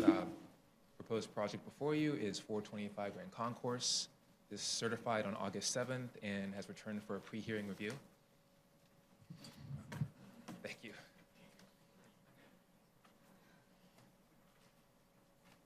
Just to briefly summarize some of the project specifics, HPD is the applicant with co-applicants Trinity Financial and MBD Community Housing. The project is a mixed-use affordable development accessible to transit and at a key node. And this project came out of the 2015 RFP process for the former PS31 site, which sought redevelopment of this vacant site as affordable housing with a mixed-use component. Just to quickly walk you through the general area surrounding the site. So it's in this blue rectangle here. You can see it. It's located at the corner of Grand Concourse and East 144th Street at the beginning of Grand Concourse, which is a wide 6-lane boulevard. The Hostos Community College campus buildings surround the site. You can see them here. This institution is a major presence in this area. The red rectangle here on the far west side shows the special Harlem River Waterfront District with Lower Concourse North located up here. Again, this is the site at a key location. It is transit accessible with access to the 245 train just a block away, East 149th Street, as well as buses and the Major Deegan Expressway also. This is an area that is changing with the rezoning that took place in 2009 for the Lower Concourse, as well as the aforementioned sites here. This is an area that is now changing. Just to run through some of the land uses here. So the site is here. It's currently a C44. The district extends to the north and east and includes the Hostos buildings. This green area here is Garrison Playground, which is currently shuttered. It's a DPR park, currently shuttered and planning to be refurbished and reopened in the next few years. Again, as I mentioned before, the Lower Concourse Special Mixed Use District is here. And then there's a C628 district to the south that includes an adjacent U-Haul site here, as well as auto and multifamily uses here, and there's an M district to the south as well. So here's just an illustrative rendering of the proposed building. The program would include 277 affordable units on floors 4 through 27. Among those would be 69 MIH units, and just as an aside, the median household income in the area is $24,408. There's also proposed a ground floor commercial space wrapping around the side here. Community facility space would be included on floors 1 through 3 and would include cultural space, educational space, social services, and a medical clinic. And there's no parking required as they were able to waive out of the requirement. Here's a second rendering that kind of helps to show how close this site is to the waterfront. You can see it sort of here on the left side. It's just a couple of blocks to the Harlem River. You can see here there's green spaces accessible to residents here on the top of the podium, as well as additional green spaces that would not be accessible here.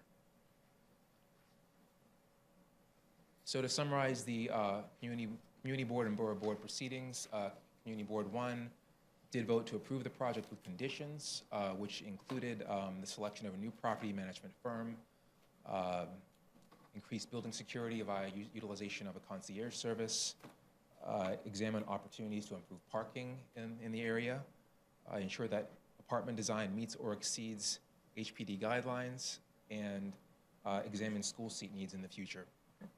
The Borough President's Office actually did approve this. We received the recommendation this morning. You should have it there with your packets. I just wanted to run through some of the issues that were raised when the project certified on 8/7. One of the things that came up with was the status of the historic elements. So a number of the elements will be retained and displayed in the ground floor lobby, including gargoyles, school sign, and the original frieze.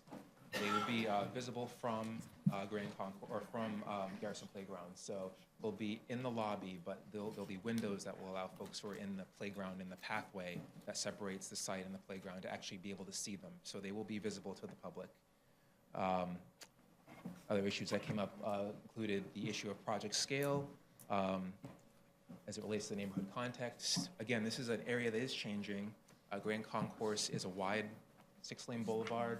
It's an area that is transit accessible, and the context is changing. So while the building does differ from the context in some ways, the context is evolving. The RFP also set forth the goal of creating a signature building at this site, which is an iconic location. Regarding financing, that came up as well. The HPD program to be utilized will be the multifamily mix and match and 4% tax credits. And another issue that came up was any city-owned sites in the area, and the most prominent of those would be, of course, Lower Concourse North, which is just a few blocks away. So that concludes my presentation. HPD and the co-applicants will be here on Wednesday. I'm happy to take any questions. Vice Chair Knuckles. Yes, pending actual review of it, could you tell us what the borough president's disposition is on this? So it was approved. It was approved. Without conditions? Without conditions. Okay. Yes, Commissioner Marin. James, two questions.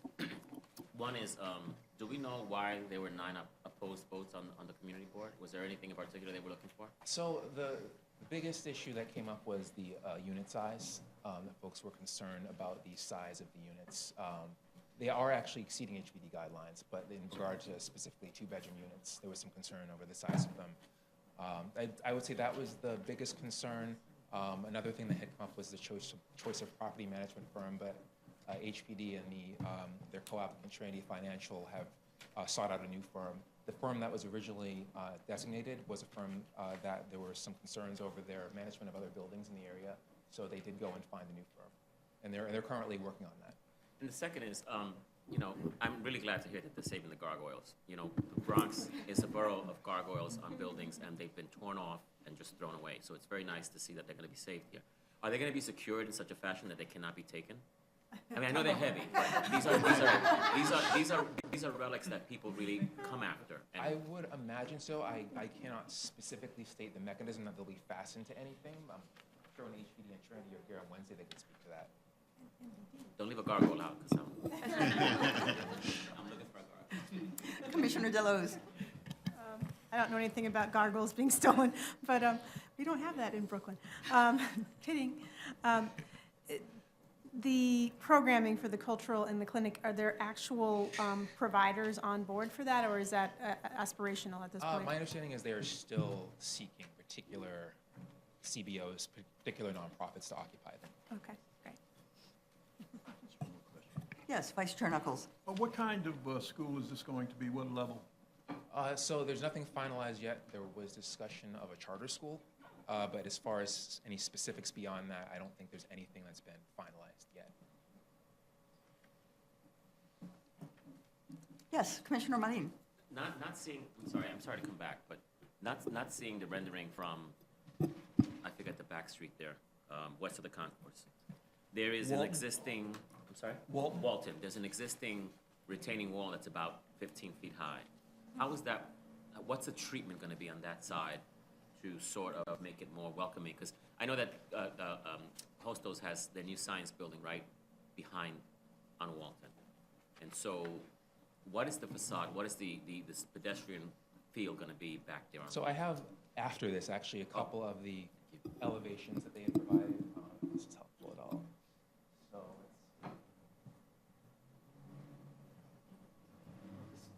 this doesn't really, yeah. It was the other one. This is the grand, right? It's the west. Right, so it would be the one on the left here. Then, yeah, right, both of these. So, I think it's worth noting that your building does extend all the way down to Walton, and that retaining wall will no longer. So the building back will then be along Walton. And what's going to be on that fenestration you're showing? What's in that? Is that the charter school? there'll be a curb cut there, and the school will, the largest amount of the community facility space will be occupied by the school. That's what they're discussing. So yes, the school will be accessible on this side. So those 2 floors that I'm seeing, the platform, that is the school. Right. Other questions? Then this matter will go to a public hearing on Wednesday, the 1st of November. Thanks, James. And Jonah's going to come back, tell us about our next hearing item, 587 Bergen Street. This is item number 6, page 168 on your package. And this is for the construction of a 4-story residential building with affordable housing.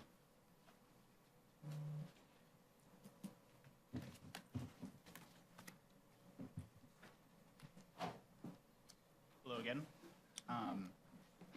This is an application certified on July 24th, returning for pre-hearing. The applicant, 1121 of Delaware LLC, proposes a zoning map amendment to change an M11 district to an R6B district, and a zoning text amendment to establish a mandatory inclusionary housing area, or MIH area, to facilitate a 4-story residential development containing 26 units, 10 of which would be affordable. In addition, the rezoning action would bring 3 existing 2-family homes into conformance with zoning. The project area is located in the Prospect Heights neighborhood of Brooklyn in Community District 8. The project area shown in the dotted black line is on a block bounded by Dean Street, Vanderbilt Avenue, Bergen Street, and Carlton Avenue. The surrounding area is predominantly residential with pockets of industrial and commercial uses. To the north over here is one of the Pacific Park sites, a state-based project that includes an 18-story development currently under construction. The project area is well served by public transit. It's located less than a quarter of a mile from multiple bus routes and subway stations. Just to quickly follow up on a question raised at certification, there are 3 sites outlined in turquoise, which the BSA has granted variances to permit residential use. The project area would extend an R6B district over a greater portion of the block to cover the development site outlined in red, as well as 3 2-family homes fronting on Dean Street, and the rear portion of an L-shaped lot 18. As a quick recap, here are a few photos of Bergen Street, which shows the the lower scale residential context, a view of the development site with actually one of the Pacific Park sites under construction. Here's a view of the Bergen Street frontage, which shows the 3 row houses, which are currently within the M1 area that are non-conforming. And then finally, the development site, which is a zoning lot consisting of 3 tax lots and has historically been used for parking and open storage. The applicant proposes to develop a 4-story residential building with approximately 27,000 square feet of floor area containing 26 units, 10 of which would be affordable pursuant to option 2 of the mandatory inclusionary housing program, which requires 30% of the residential floor area to be permanently affordable at an average of 80% of the area median income, or AMI. Here's also an illustrative site plan, just to show the building's footprint in context with adjacent buildings. The proposed development, would comply with R6B district regulations, which allows a maximum FAR of 2.2 for residential use when mapped within an inclusionary housing area. R6B also has heightened setback provisions and requires that developments line up with the street wall of an adjacent building. Off-street parking is required for 50% of the market rate units and optional for income-restricted units within the transit zone. To facilitate the proposed development, the applicant requests a zoning map amendment, which would extend an R6B district over the development site, while again bringing 3 2-family homes along Dean Street into conformance with zoning. In addition, the applicant seeks a zoning text amendment to create an MIH area under options 1 and 2 and set aside a portion of units as affordable as described. During public review, Community Board 8 voted 37 in favor with 2 opposed and 0 abstentions to approve the application with 2 modifications. First, that the proposed dormers on the 4th floor be set back further to reduce visibility from the street. And second, that the owner provide contact information to local residents. Borough President Eric Adams voted to approve the application with conditions requesting that the owner legally enforce the proposed dormer setback, select a nonprofit organization to serve as the administrating agent for the affordable housing units, explore resiliency and sustainability features, retain locally based or minority or women-owned business enterprise or MWBE contractors or subcontractors, and conduct soil sampling for site remediation in consultation with local residents. The applicant and their representative responded to both the community board and borough president's recommendations in separate letters, which are attached to your packages.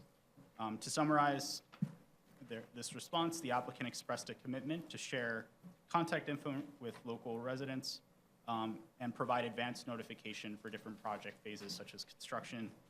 The applicant also agreed to seek input from the borough president on selecting a nonprofit to serve as an administrating agent for the affordable units and partner with the community board to advertise these units when available. With regards to the recommendation on resiliency and sustainability, the applicant indicated they're exploring various features such as installing a green roof with a solar panel and using permeable pavers in the rear yard to improve water retention. The applicant also indicated that they are a Brooklyn-based minority-owned business currently seeking MWBE certification. And then in response to a request about consulting residents for site remediation, the applicant stated that as part of an E designation for hazardous materials, they intend to meet the standards and procedures set by the Mayor's Office of Environmental Remediation, or OER, which includes opportunities for public notice and engagement as part of the remedial plan and the construction health and safety plan. In response to the recommendation about the proposed dormer setback, the architect engaged with local residents and revised the drawings to remove those setbacks. At certification, there was also a request by Commissioner Deleuze for a review of the proposed development along Dean Street. The applicants provided the rendering perspective above to show that perspective in the context with adjacent buildings. While the plans remain illustrative, the applicant's representative explained they intend to design the rear facade with an insulated stucco finish. And then lastly, in response to a question from Commissioner Levin about the proposed unit mix, 30% of the development's residential floor area is set aside for affordable units, although with a higher proportion of affordable to market rate units due to the size of the market rate units. Based on the illustrative floor plans and information provided from the applicant team, it appears that the plans fully meet the required bedroom mix and the minimum unit sizes set forth in the inclusionary housing regulations. And we can elaborate on that further. That concludes my presentation. Thank you. Questions from the commission? Yes, Commissioner Deleuze. You offered, what is the bedroom mix? Just give me one. Thanks. So there are a total of 20, of the 26 units, 14 are one bedrooms, 12 are two bedrooms. Thank you. Other questions? Okay, another item for the public hearing on Wednesday, the 1st of November. Also in Brooklyn, item number 7 is 116 Bedford Avenue. It's on page 212 of your package. This is for public hearing for the establishment of a new commercial use on the ground floor of an existing building. Zayed Ahmed of the Brooklyn office will present.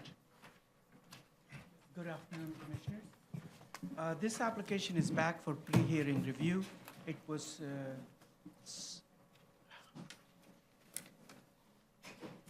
certified on August 7, 2017. The applicant's property is located on the western side of Bedford Avenue between North 10th and North 11th Street in Williamsburg section of Brooklyn.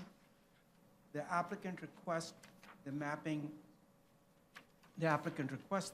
of a C14 overlay in an existing R6A district The proposed action would facilitate the conversion of a ground floor community facilities space to a commercial use at 116 Bedford Avenue and bring other 5 non-conforming commercial uses on this block front into conformance.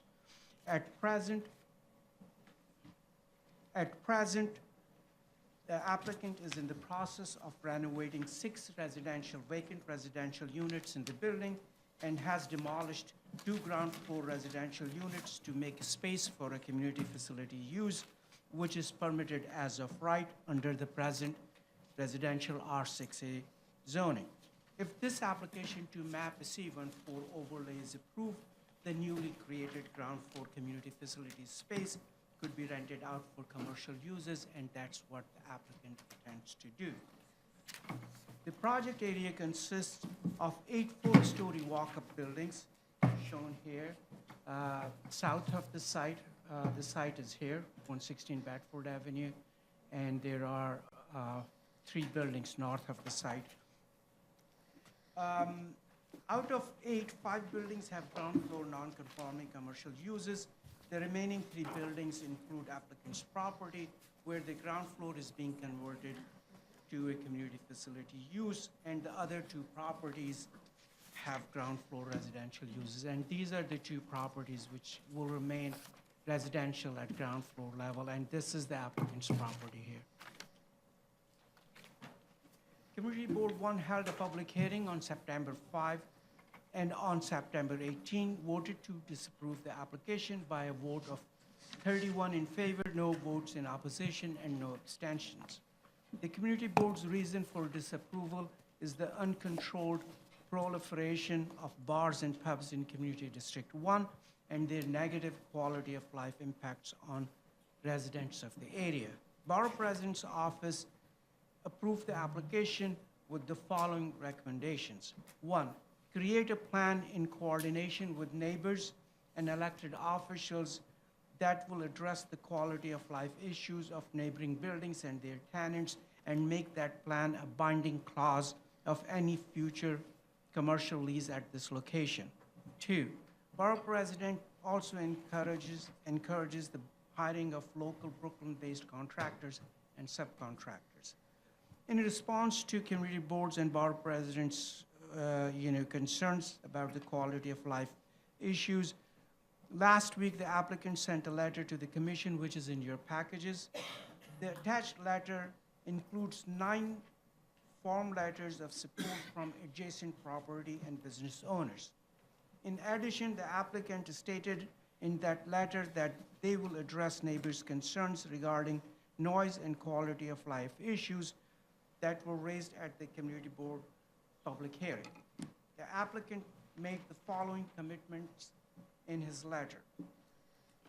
Number 1, the owner will designate a point of contact, a superintendent, or a management company to receive and address all noise or security issues related to future commercial tenant at 116 Bedford Avenue. 2, the applicant will require in the lease that the commercial tenant consult a sound engineer and required sound attenuation materials installed inside the premise to reduce sound transmission through walls to the neighboring properties. 3, the applicant will work with neighbors to determine appropriate level of exterior lighting and will install security cameras. 4, the applicant would require the future commercial tenant, if it is a restaurant, to strictly abide by the hours of the operations as proposed in a sidewalk cafe application, if the applicant or the future restaurant owner happens to seek one. And that concludes my presentation. I will be happy to answer any questions. Questions from the Commissioner? Excuse me. Commissioner Levin. Syed, is there any, the buildings across the street, on the block front across the street, are there any commercial establishments? There is only one at the southern end on North 10th Street. It is a bar. On the corner? Yeah, Okay. but the rest of the block front has brownstones with the stoops. It's just all residential? All residential. Thank you. Commissioner Efron.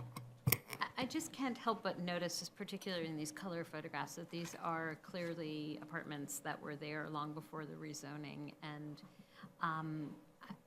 This is the south side of yeah, and it's really great evidence of what happens after a neighborhood is rezoned with greater density, but there are existing apartments there. Some of these commercial uses pre-exist, they have been there for a very long time, especially two restaurants. This restaurant's here, and they have been there for more than a decade or maybe longer. There's a restaurant at the end, and these are commercial uses which have been there for a long I time. guess we'll hear tomorrow about Yes. whether these are new problems or existing problems that have been around pre-rezoning, but it'll be interesting. Sorry, no question. Yes, Commissioner Ortiz. Hi, so, go back to the previous slide, the residential uses that would fall in the overlay, are those rentals? Are they? I think the building is a 4-story building with 12 units. So I think these are rental properties, yeah. Okay, I'm just wondering what's, I think in one of these- It's simply about giving an owner options. It's not necessarily, we're not necessarily saying that these will be retail spaces. They're The currently remaining two? They're currently occupied by residents. Yes. And so, some of the other non-conforming uses would then become conforming, and these could potentially remain. They could, as long as they want to, but they will have an option to convert. They will have an option. Okay, thank you. Yes, Commissioner Deleuze. I have two questions about that point. I'm wondering, I don't know if the owner of the building in question has information about their neighbors and whether or not those units are currently rent stabilized. I believe they are because, these are multifamily dwelling units. And I think in one of the buildings, I think the one with the red, the owner lives, I think, on the ground floor, and the rest of the apartments are rentals. Okay. And it would be helpful, considering the applicant's response to the community board's concerns, if they own additional properties in the area with ground floor commercial space, it'd be helpful to know if they've had some of these quality of life concerns come up in other properties and how that's been dealt with. They will be here on Wednesday to answer that question. Other questions? Okay, so this will get added to the growing list of public hearings on Wednesday, the 1st of November. Thank you. We'll think back fondly on the last two shorter public hearings. Item number 8, page 233 on your package, is a modification of a large-scale residential development to facilitate an enlargement of Columbus House on 95th Street in Manhattan to allow new commercial and community facility uses. Nabila Malik of Manhattan is here to describe the project. Good afternoon, Commissioners. This is an application by Columbus 95th Street LLC for a modification of an existing large-scale residential development located within the former West Side Urban Renewal Area on the Upper West Side in Community District 7. The proposed modification would facilitate the development of around 27,000 square feet of non-residential floor area. This project was referred out to the Community Board for 45 days, and it's now back for review. The project site circled in red is located on West 95th Street between Columbus Avenue and Central Park West. And this is the existing project site. It's a split lot within a C19 and an R9 zoning district. The site is developed with a 33-story residential tower known as Columbus House and a detached single-story commercial building. Columbus House has 249 rental units, 179 of which are rent stabilized, and the commercial space includes 4 retail units. There are 2 accessory garages with 98 spaces in the R9 district portion of the site. This is the proposed development for the site. The new floor area would be constructed as a 2-story enlargement, extending from the existing residential tower out to the street line. Of the proposed additional 27,000 square feet of floor area, around 15,000 would be use group 6 retail and 12,000 would be community facility use. And in response to a question that came up previously, the retail unit frontages along Columbus would range between 30 to 50 feet. The second floor would contain approximately 10,000 square feet of new commercial floor area and about 5,000 square feet of new community facility floor area. This was approved by the Columbus House Tenants Association in 2016. The applicant seeks a modification of an existing large-scale residential development allowing for increased commercial and community facility floor area on the site. The amount of residential floor area on the site would remain unchanged. 4 previous enlargements to existing buildings within the LSRD have been approved by the Commission under this amendment. This project is the 5th proposed modification, and 3 out of the 4 previous enlargements have been built out, and the 4th is currently under construction. This project was referred out on September 5th to the Community Board for 45 days. CB7 voted unanimously in favor for the project with a request to the applicant for copies of completed and filed construction documents, which the applicant has agreed to provide. Thank you. Questions from the commission? Yes, Commissioner Levin. Thank you, Nabil. You know, it does seem that this, these build-out programs are a significant improvement over the tower and the base building form that was all the rage when these buildings went up. I think several of the, and it's interesting to see some of the ones that we've approved now actually get built out. But several of them are vacant. And I think that, you know, we're seeing, we all know what's going on with retail, and you see it live in these built-out spaces. You certainly hope that they do find tenants, but it seems like a really challenged retail environment. That's not so much a question for you, but just an observation about market realities in this area. But I do have a question about the potential for these spaces being eating and drinking establishments, and in that case, how will they be ventilated?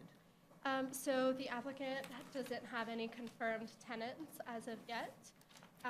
There is one confirmed tenant, which is the organic food store that's already on site. Right. And they have a long-term lease agreement with them, but the applicant has emphasized the fact that they would comply with specific regulations regarding the ventilation and mechanical equipment, keeping in mind the ventilation if they do so choose to include any sort of eating or drinking establishment.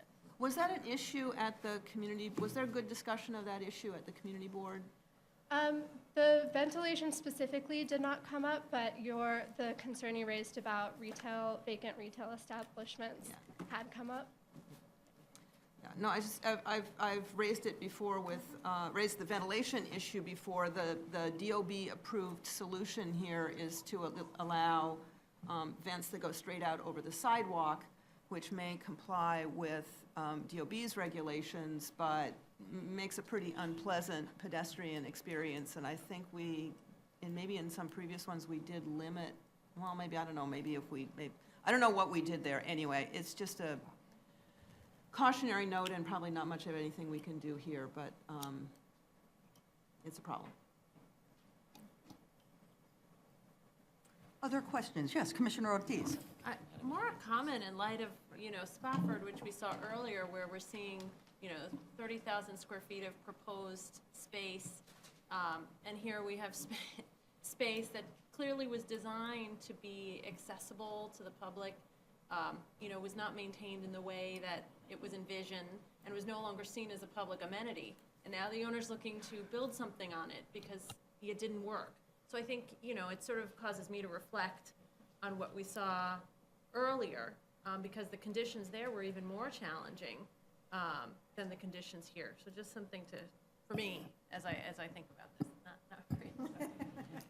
I was also struck by the very different design considerations of buildings built at that time when getting construction in an area, hard to imagine now, an area that was considered dicey, and the desire to see construction and perhaps less of a focus on the amenities.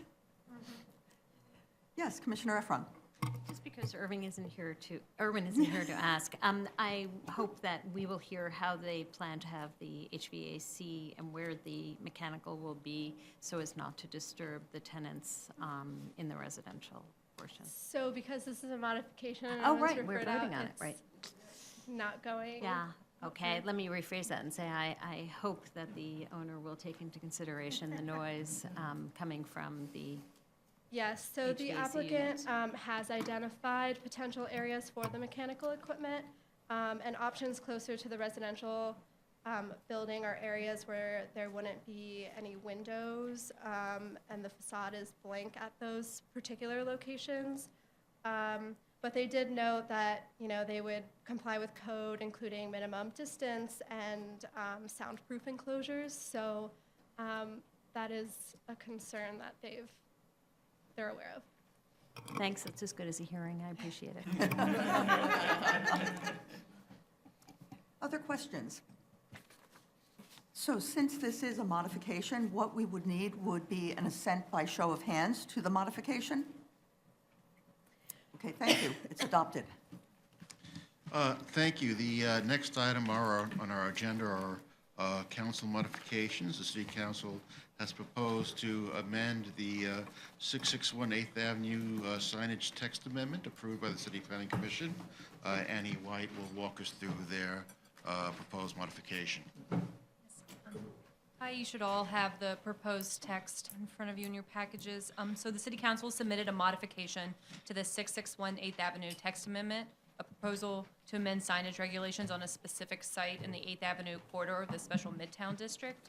So the City Council was concerned that the text was not explicit enough in restricting the new C67 signage provisions to the corner lot portions of the zoning lot as defined in the new Section 81-734.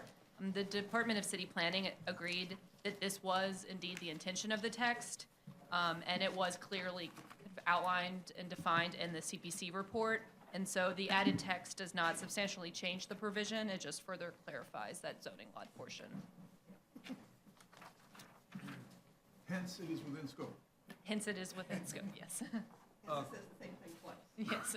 Yeah, they thought the phrasing in that beginning section, or corners thereof, there was concern over if the zoning lot grew, they wanted to make it sure that it was fully restricted to just the corner lot portion, which is that 100-foot depth. Questions? Thank you. Okay, thank you. Do we need a vote? Oh, I'm sorry. Return. All in favor of, thank you. Okay, thanks. Aye. And also, proposed modification for City Council is the Linden Boulevard rezoning in Brooklyn. Corin Manning is coming back to walk us through the council mod. Yes. This was a rezoning proposed by a private applicant on a one-block site in East New York. The applicants had originally proposed MIH options 1 and 2, and actually planned to use option 2. However, the city council is proposing to remove option 2, requiring the applicants to do option 1, which would require about 130 affordable units on this site. Questions from the commission? Then I would ask for an assent by a show of hands to let the City Council know that the proposed modification is within scope. So approved. Thank you. Future votes, on November 1st, staff has prepared favorable reports for the following applications. The self-storage text amendment. In your package, you receive several letters both in support and opposition to the proposal, and Amanda Iyer of Housing and Economic Development is here to answer any questions if you have them. We are also proposing to vote on the... Sorry. Let's go. Can I speak? I'm sorry. Yeah, sorry, Jim. Didn't mean to cut you off. I did want to follow up on a few points that were that came up at the last review session on October 16th as well. Firstly, we were asked to post online the proposed zoning text, including the modifications that were presented to the City Planning Commission under consideration to consider. And we posted the proposed zoning text on our website the day after review session, so on October 17th. And on October 18th, we notified approximately 35 stakeholders who have been actively involved in the public process of the posting of the text online.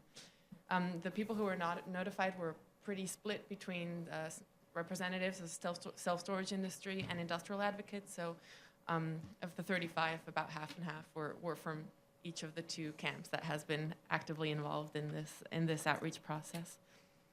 We shared any feedback that we have received in the packages. Most of the letters we received before Friday, so we included them on Friday. We received another letter late on Friday that was only included today, but it's a total of 6 letters. And I also want to let you know that we have confirmed with the Department of Buildings and the Board of Standards and Appeals that they are comfortable implementing the text as we have drafted it. I also wanted to speak to a few use questions that were raised. So overall, we think that the relatively wide range of uses that would be permitted in the industrial floor space does ensure that a self-storage operator could find a tenant and would not need to seek hardship exemptions. Commissioner Efron, you raised a question about vehicle storage and whether that would be permitted in the industrial space. It would not be. So that's vehicle storage is classified as use group 16C, which was excluded from the very beginning from the list of uses permitted in the space.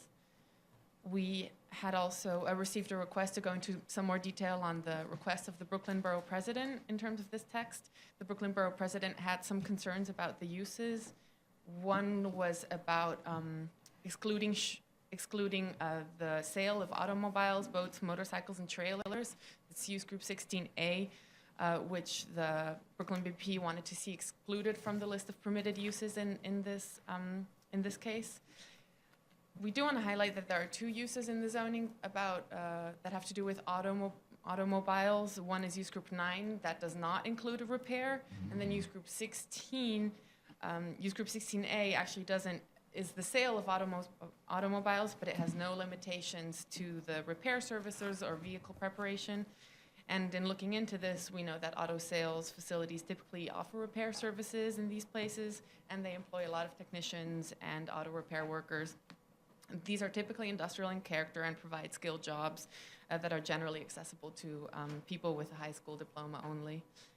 Also, according to, we took a look at occupational employment statistics and data, and wages are actually higher for auto repair technician jobs within motor vehicle dealers than at repair and maintenance shops. So the median in 2015 for an auto technician at a car dealer shop was $39,000, the median income, versus just $33,000 at a repair and maintenance facility without the car dealership option. Also, the Brooklyn BP Borough President requested that we would exclude manufacturing processes when these are limited to the products of exclusively digital format. So there is no use in the zoning that is specifically for manufacturing processes of digital format production, and a use that is exclusively digital format production, I think we would consider as office space, which is part of the information sector and which is use group 6B, and that would not be permitted in the industrial space. And if the Department of Buildings would ask us on our input, that is certainly what we would advise. But we also know that digital processes form part of many industrial and manufacturing, most modern manufacturing businesses have some sort of digital production component and would not want to limit that component. Finally, the Brooklyn Borough President also requested that we limit the accessory retail in the industrial space. But we have seen that accessory retail, as long as it is accessory, can be part of a successful business model for industrial businesses such as food manufacturing especially, or microbreweries, which we would see as being fit for the kind of space that could share space with the self-storage facility. Another condition, that the Brooklyn Borough President put forward is that as of right, self-storage development should only be permitted on previously underbuilt lots, so lots that would have been improved to no more than 25%. We think that such a requirement could be problematic to administer, since buildings can be demolished for varying reasons at various points in time, and it can be hard to establish sometimes when exactly that happens. Also, from our experience, many older buildings that can be found in industrial areas are not necessarily good resources for industrial uses. Sometimes they are, sometimes they aren't, because they are obsolete and in poor condition. So we understand that self-storage can represent an opportunity for the adaptive reuse of some of these buildings, and not every building is suitable for adaptive reuse, and sometimes buildings get demolished. And that is why we don't think that is an adequate condition to impose in this case. Finally, in the text, in the zoning text, as we had put it online, we initially proposed a deadline for existing self-storage facilities to register at the Department of Buildings so that they would be considered conforming in the future. And at the request of the Department of Buildings and some commissioners, this deadline was removed. So now there is not a specific deadline at which a self-storage facility would have to announce itself to be considered conforming. We also made a minor change to the small sites option, which was also in part to a comment of Commissioner Reade. So the small sites option requires self-storage facilities include 50% of the lot area in the form of large self-storage units, because these large self-storage units typically serve small businesses. But we now added another requirement to the text that says that these individual storage units would have to have a minimum clear height of 8 feet, meaning that somebody could actually walk into the storage unit and the requirement could be satisfied with providing a storage unit that is only 3 feet high or 4 feet high. Those are the additions that I want to make, or clarifications based on your comments. And if you have any other questions, please let me know. Questions? Commissioner DeWitt. Thank you. So it seems that the department and the borough president are in alignment on the digital products manufacturing. Well, let's call it an app. So how do we codify that? I know you said that if the buildings department asked for an opinion, you'd give them an opinion that it's an office use rather than a manufacturing use. But how do we codify that so that it doesn't need an opinion, that it's part of the text or part of the zoning? Since these are every day our and manufacturing evolves. So how can we put that in more of a firm language rather than an opinion? A thought on that. We don't want the zoning to be so rigid that it doesn't recognize that businesses evolve, and I would note your business perhaps more than many. Perhaps we could, in the consideration section, add a paragraph that notes the type of clarification that Amanda just gave us. That would be helpful. Thank you. Yes, Commissioner Efron. Just on that point, I think the city EDC or whoever's currently administering things such as the Energy Cost Savings Program have guidelines for what's considered manufacturing that deals with the question of digital beyond use group. So it may be worth it to just leave it as open-ended as to what is considered manufacturing according to other city agencies involved in industrial policy. That sounds like a good suggestion, to reference a relatively contemporaneous document that is looking at this evolving nature of what is industrial use. Thank you. Yes, Commissioner Deleuze.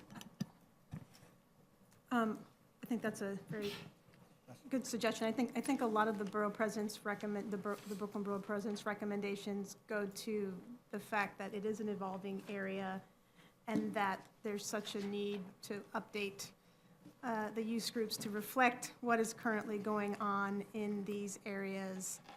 And I'm assuming that, so 2 questions. One is, would any and all of the borough president's recommendations be within scope at the council level?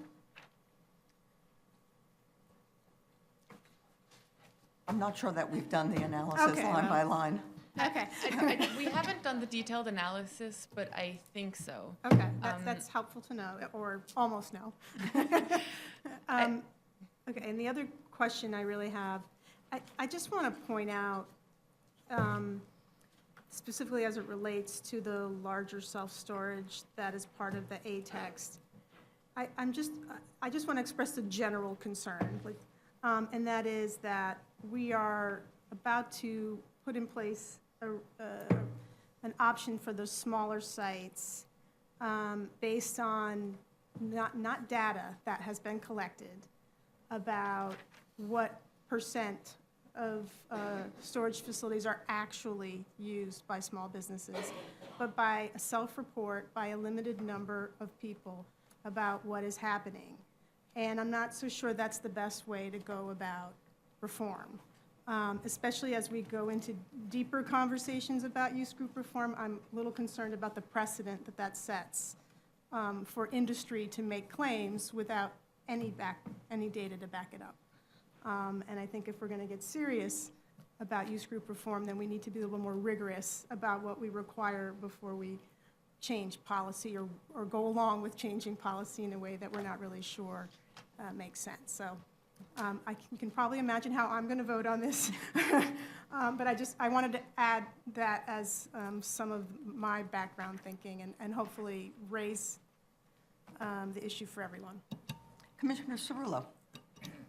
So, first of all, I just want to say, I want to thank the staff for the work they've done on this. I've, struggle is too strong a word, but certainly have been contemplating all of this since the beginning, and I do want to acknowledge the work of the staff and the responses to the questions that have come to us. It's been very helpful.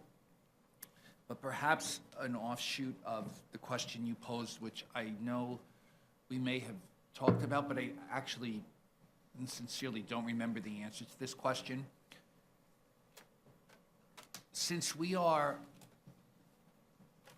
governing the minimum size units on the smaller sites, and the fact that we are doing it with the sense, information, data, whatever, that size, which we said was averaged around say the 10 by 10 space, would be for business.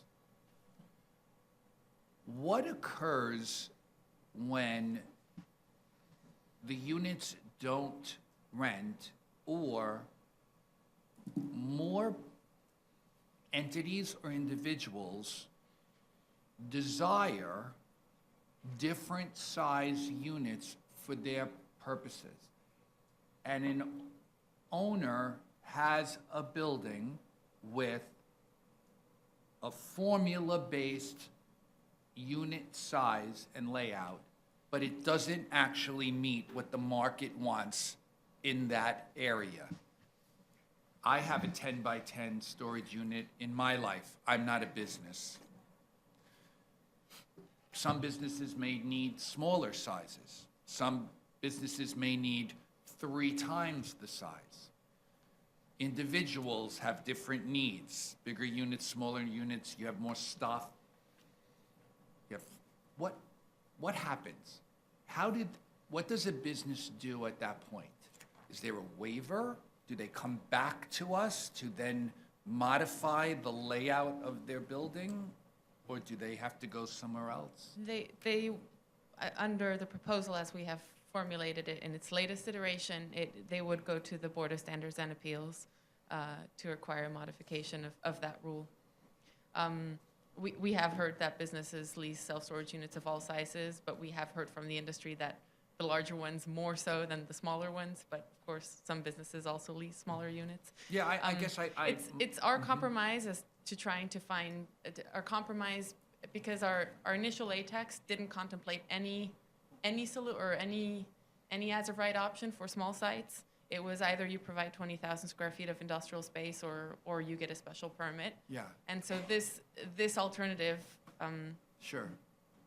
is our compromise to have an as of right self-storage facility on a small site. And I respect, and I understand that. I guess for me, the idea that this was about trying to limit a use in an IBZ of a certain type. We didn't want IBC square footage gobbled up by self-storage. But we have created a formula by which someone can have it, but still provide in that space a certain percentage of industrial use. So we are permitting the self-storage use, but we have found a way to accomplish at least the original goal. And now we're micromanaging the use of what's left for the storage warehouse portion. So for me, we have accomplished the goal, but then as far as I see it, we've gone almost too far. It's like we got on a roll and we just kept going. And instead of saying we have secured the opportunity for industrial use in the IBZs, we have not, we believe, stopped self-storage from functioning even in an IBZ under these specific, as of right, as under an as of right formula. But now that we let you have the self-storage, we're going to tell you what the sizes are you should have in the self-storage when it's still the self-storage use. And I find that micromanaging of the business portion of what we're already permitting to be an unnecessary sort of reach into it and beyond what we have started out doing. That's What I just my might note take. here is how much I learned from the commission, how much we, the department, learned from the commission at the review sessions, the questions at public hearing, but never more so than when two commissioners seated side by side take such fundamentally different views. We both dislike the 12,500 foot requirement. And I know that Amanda, and thank you for the kind words, because I think that we do have in Amanda and the rest of the team, 100%. some of the foremost thinkers and understanders of the self-storage industry. She used the word compromise. I would actually use the word balance. This is an area of deep philosophical differences. We certainly learned a lot before coming forward with the proposal, and then through the public review process, through the public hearing, I think showed our ability to hear from the public, again, very, at times diametrically opposed views, to hear from the commissioners themselves what their concerns were. And while I would not kid myself that this is a proposal that will have everyone from different philosophical ends of the spectrum saying, yes, the way forward, we are putting it forward for a vote because we believe it strikes the appropriate balance. To your question about where does the business owner go for relief if they feel that there is a micromanaging of the space, the types of units, we determined that the relief was best sought by the city entity that deals with financial hardship. That is not within the expertise or the remit of this commission. That's why we reached out to the BSA at the beginning to ask whether they felt they had the competence, the ability to handle matters of this type, and were very comforted by the fact that they said, yes, we can handle these special permits. Obviously, a business owner would prefer an as-of-right approach, but we've built into the proposal the safety valve of being able to go to the BSA. Other questions, comments? Yes. There is some concern of mine of the precedent-setting nature of the ancillary use of an industry in an IBZ, specifically that the unknown, but at least stated use of self-storage for manufacturers constitutes a reasonable reason to have it there. I worry that everyone from a hotel owner, which is allowed in certain IBZs, who has buyers coming for a manufacturing business and staying in that hotel, to retail, which might be a hardware store where there's relevant materials for a manufacturer, and all of a sudden you chip away at really what is the heart of these sanctuaries, which is a space and a place where manufacturers can exist without harming residential tenants and others by the uses and the type of uses they are, but also a place where a good portion of New York City's working and hoping to work population can actually engage in meaningful manufacturing jobs, dense manufacturing jobs, that does not require them to have higher degrees and allows them to actually improve their skills to move up the ladder. So I do believe that this is a compromise as best can be, but I'm troubled by having as part of the report this idea about the ancillary storage being really adjunct to a manufacturing use, particularly when we don't really seem to have any data about it, but more so because it opens the door for every other possible use that touches manufacturing to come into the IBC. I would note, to a very legitimate issue that you raise, that I see value in the proposal on a number of different sectors. One is this would be the first time that the IBZs are codified into zoning. As you may know, we call them designated manufacturing areas because IBZs were tax lots and we just rationalized them into zoning lots.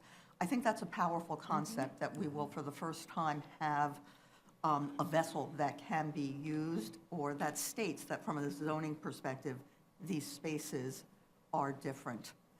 The second is to recognize that even within IBZs, there are, not all IBZs are M3s, and that there is a gradation of uses within the IBZs. Obviously, an M3 and an IBZ has a level of protection from a zoning point of view very different from an M1.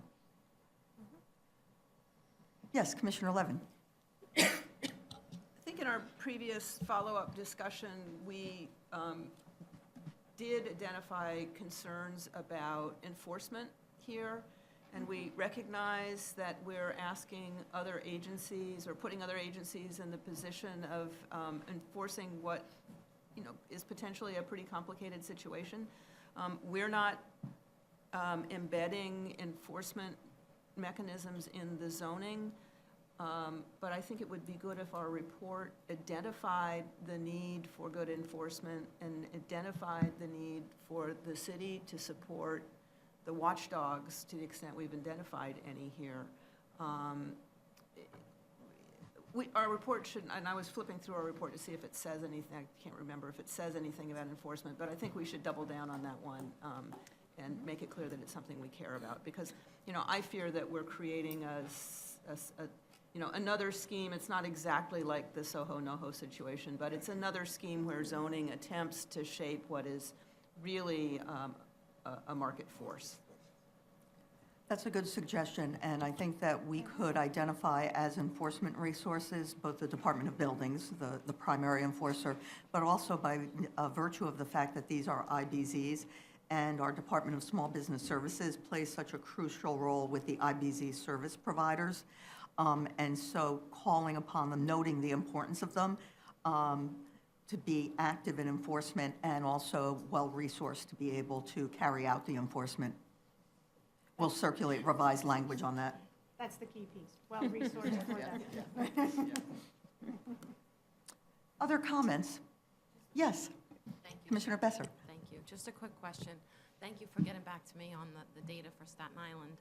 I just wanted to clarify, there are 14 self-storage facilities on Staten Island, 3 still under construction, 2 in pre-construction, and then there are 3 that are located in the IBZs. Are any of the 3 going to be affected as a result of this?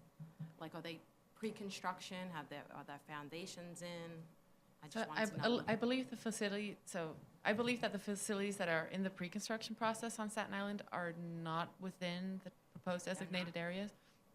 Okay.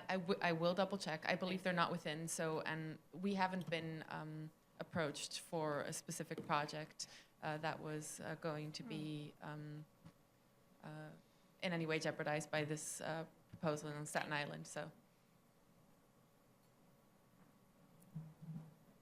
Okay, well, again, thanks to the commission, I think we do show our mettle on the toughest of these cases, and it's hard to imagine them getting much tougher. Thank you.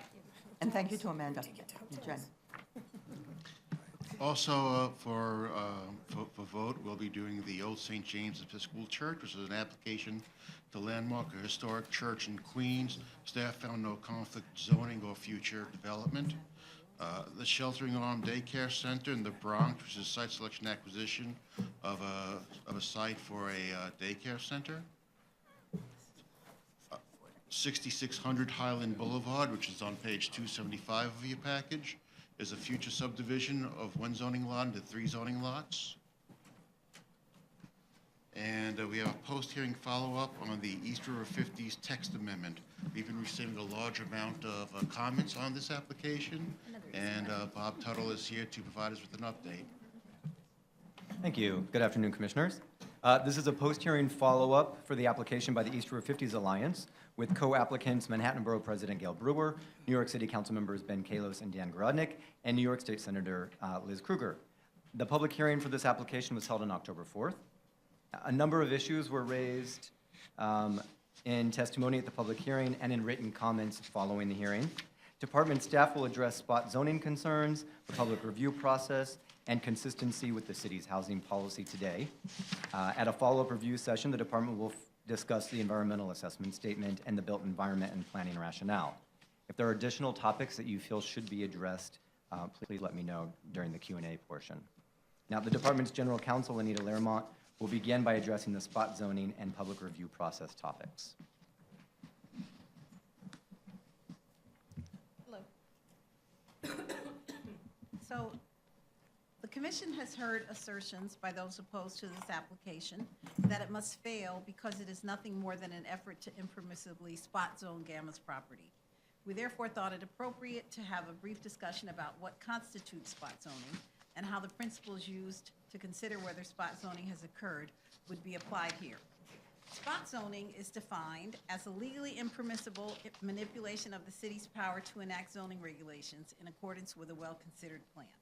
Typically, spot zoning challenges allege that the rezoning was done to benefit a single owner or a single development interest, or that a single parcel has been singled out for an unwarranted zoning change to the detriment of the property owner.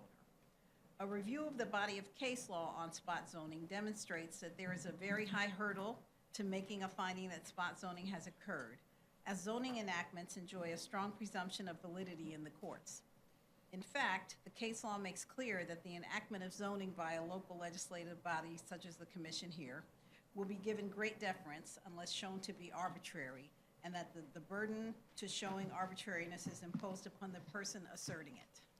The bedrock principle of zoning is that zoning regulations must be consistent with a comprehensive or well-considered plan. As a New York court explained, this imperative serves to guard against ad hoc zoning legislation affecting the property of a few without proper regard to the needs or design of the community as a whole. Therefore, one must ask whether a zoning enactment has a land use rationale and furthers the general welfare of the affected community, or whether it is designed solely to benefit or burden a particular property owner in a manner inconsistent with a plan for the area.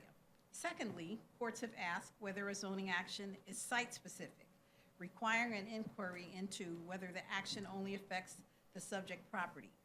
Clearly, this inquiry is related to the question of whether or not the zoning action is part of a well-considered plan. It requires one to consider whether the action relates to only one site or is applicable more broadly. So while a factor, the fact that an action is site-specific will not result in a finding of spot zoning if it can be demonstrated that the action serves a land use goal. This would be the case where a single site is rezoned to be consistent with land uses around it. Here, the Commission would need to find that the proposed zoning is appropriate to the site and neighborhood context, and that there is a land use rationale for the imposition of a tower on a base building form in the mid-block in this context. If the Commission makes such a determination, it is highly unlikely that a court would find spot zoning here. I would submit to you that that would be the case regardless of what might have been what one might consider to be the motivation behind the submission of this zoning application, which some have alleged was motivated solely by a desire to prevent the development of Gamma's as-of-right building. The Commission's responsibility is to determine whether a proposed zoning action is consistent with a well-considered plan or not.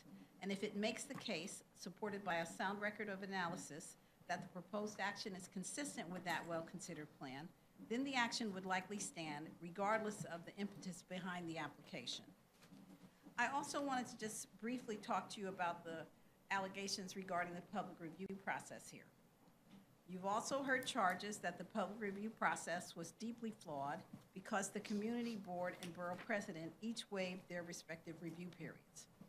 It is claimed that these waivers effectively deprived the Sutton Place community of an opportunity to review the proposal at a public forum in the community. It was further alleged that our hearing 2 weeks after referral poorly served the public. So I want to point out to you that the community board and borough president may absolutely lawfully waive all or part of their time to review applications, and that there is precedent of that having occurred in the past. Most recently, the Westchester Muse application involved a community board reduction of its time and the borough president's waiver of his time. Additionally, there was a Harlem River waterfront application where there was a reduction in the borough president's time to review the application. There are, replete through our records, numerous applications where reductions or waivers have occurred. A number of them have been in the context of public applications, but many have been private. And to the extent that you all would like more information and detail on that, we can get it. But the principle of waiver of time is something that is very well established.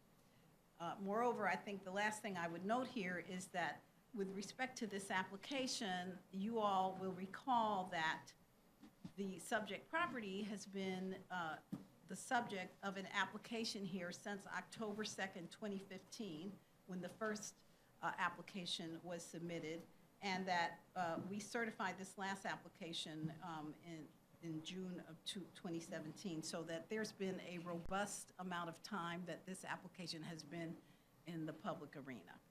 And if you have any questions, I'm happy to answer them. Questions? Yes, Vice Chair Knuckles. Thank you, Anita. I certainly don't have any question that both the borough president and the community board have the legal authority to waive their hearings, their public hearings. But one might question whether or not such a plan is well considered. But in any event, I have a different question. What is the criteria for when a project is grandfathered? Vested. Or Well, there are different criterias in different parts of the city building code that DOB enforces, and we have on occasion provided vesting provisions for developments in the context of certain texts that we approved. You might recall that in the Vanderbilt corridor, we allowed for vesting of a hotel that was being developed and where we were imposing a hotel special permit. But typically, it is that foundations have been poured and that a certain amount of above the ground structure has been developed. But it depends on what we would, if we were to impose it, it would depend on what we thought was appropriate given the equities of the circumstance. But that would be within the commission's discretion to determine. Thank you. Yes, Commissioner Efron. Since it's now in the air, what would be the difference between a project having vested and actually grandfathering a project that was as of right? Well, in this instance, if we did nothing on vesting or grandfathering, then it would be up to the Department of Buildings to determine whether or not enough activity on the development at the site had been accomplished to deem the project vested such that it could proceed. So it is possible that this development, and I don't really know the facts of it, but just theoretically it is possible that this development could have proceeded to a point where it would not have sufficiently progressed to warrant DOB determining that it had vested, but that you all would, in your judgment, believe that there was some warranting of grandfathering them because they proceeded so far that just equitably it was appropriate. So we can have our own grandfathering provisions that don't really mirror So, DOB. may I continue? Yes, please. The reason I bring it up, I feel like today is my fear of precedent-setting nature, but but this is one where I see the merits of a rezoning, but on the other hand, there is some concern I have about how the city works, and by the city I don't mean government. I actually mean how the city works, and in economic development terms, making sure that developers who purchase property and do the right thing and have as-of-right development plans believe that there's some certainty that they will be able to finish their projects. And there is some concern I have that regardless of who the developer is, there may be that set of circumstances here. So it's very helpful to hear about the grandfathering. Thank you. Yes, Commissioner Delauze. So Anita, besides the hotel in Vanderbilt, can you think of other recent examples where the commission chose to include grandfathering language that might reflect on this particular situation? I actually can't think of any others since I've been here, but I certainly can do a little digging, and I can give you examples of when that has happened. And I can assure you that it's not the only occasion that that's happened. Actually, I know for a fact that in the Greater East Midtown text, the original text, the 2013 text, there was a grandfathering provision. That, of course, didn't become enacted until law. Yes, Commissioner Dweck. Not that I can add to it, but I do want to echo Commissioner Arfron's opinion on this unique set of circumstances here. Commissioner Ortiz. Hi. I also share some of these same concerns. You know, and I just want to clarify the spot zoning argument. I felt like I heard two things. I heard, and I don't have the benefit of looking at what you read, but you mentioned, you know, that this is when it's a single lot, and you use the term arbitrary when it was deemed arbitrary, right?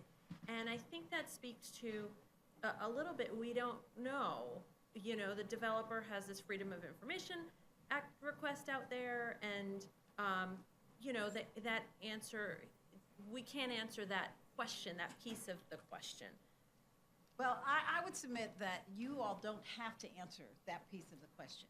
What your job is to determine whether or not the proposed action is part of a well-considered zoning plan, and that there is an appropriate land use rationale that would warrant the enactment that they propose. You don't, I would say to you that whatever their motivation in proposing this is really sort of besides the point when it comes to you all in deciding whether or not you think it's an appropriate. Except that, you know, we saw an environmental assessment, you know, that resulted in one soft site. You know, and I know I'm probably stealing Commissioner Levin's thunder, you know, because that's a clearly, you know, is that a land use rationale? Are we pursuing, you know, this rezoning?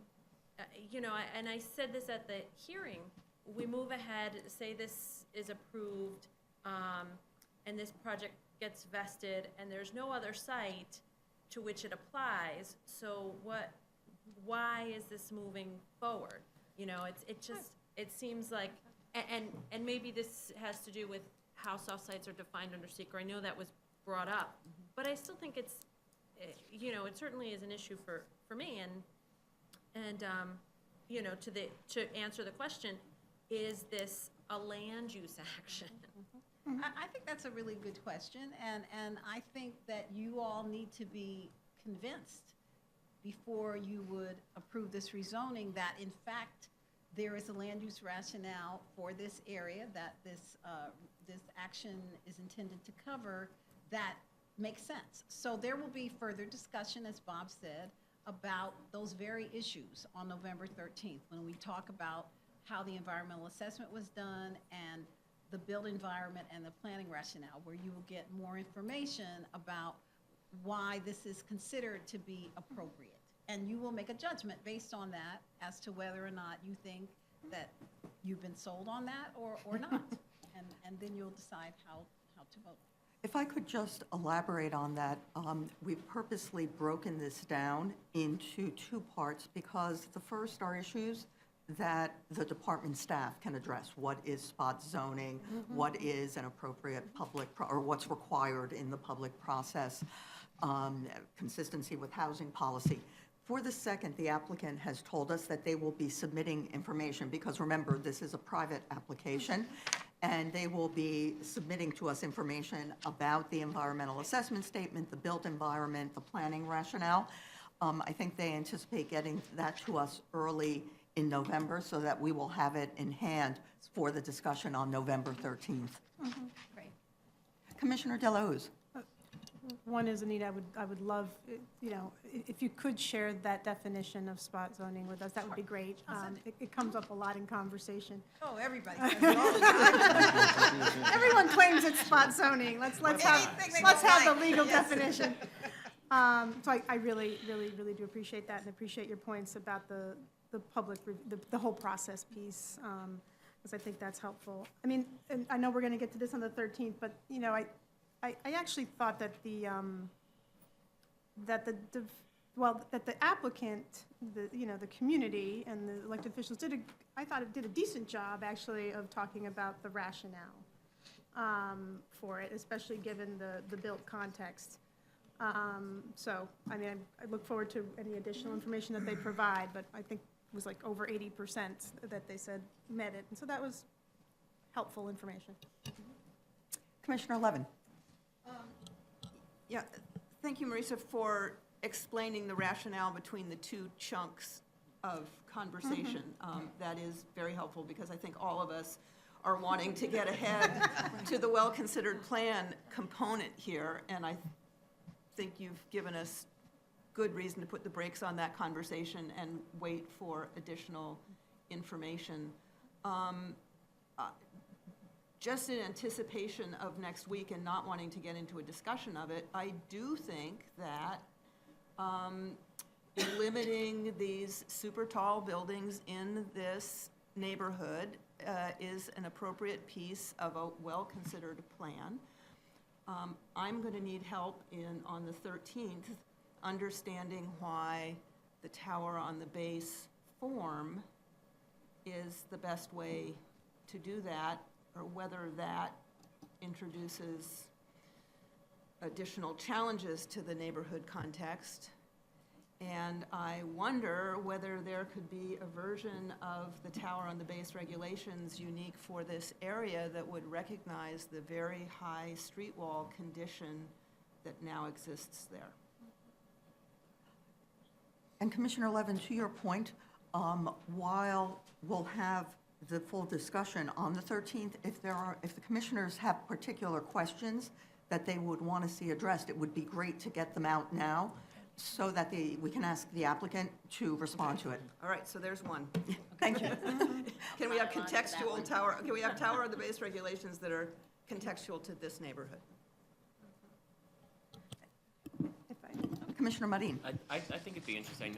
Anna just brought up a point which seems very interesting. So we have tower on the base between two buildings that are contextual in the street. At what point does that tower, or that platform meet up with, and I'm trying to choose the right word, meet up with windows on either side of the buildings that it is butting up against? I'm going to assume that those buildings have areaways with light wells only because of the way that they're formed, and they're a flat street facade, which when you have interior units, you usually have in those, especially those older buildings, you have a light well, an air and light shaft where apartment units actually face onto. So are we going to be creating, or excuse me, is the developer going to be creating a situation where he's going to be blocking up air to those light wells as a result of this platform being X feet high? And are the other windows going to be exposed? What conditions is this going to look like? So I think in terms of the development itself, it would help us understand better the conditions of the platform against the adjacent buildings if we had some renderings so we could understand what that would look like in the field walking around that platform. Yes, Commissioner Delahoo's. So to the questions for the 13th, a claim was made by the applicants that this condition for R10 that currently exists in the neighborhood is unique to their neighborhood. So it would be helpful to what extent that is true and to what extent that isn't true. Yes, Commissioner Efron. I don't know if this is outside our scope, but there was reference made by the council member to other locations where they would plan to do this. It would be important to me to have an understanding of whether any of those are in play already. Gladly. Yes, Commissioner Delahoo's. Sorry. You know, the applicants talked about this as a community-based plan, and we might have differing definitions of what a community-based plan is. I'm just wondering, you know, what other proposals are currently being discussed with the department that may make similar claims that would be helpful for us to reflect on in terms of, from a consistency standpoint.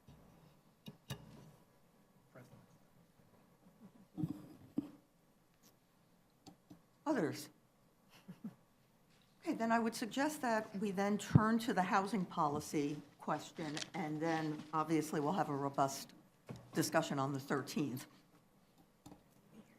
So the commission heard testimony that the proposal to extend the tower and the base form to narrow streets is inconsistent with the city's housing policy.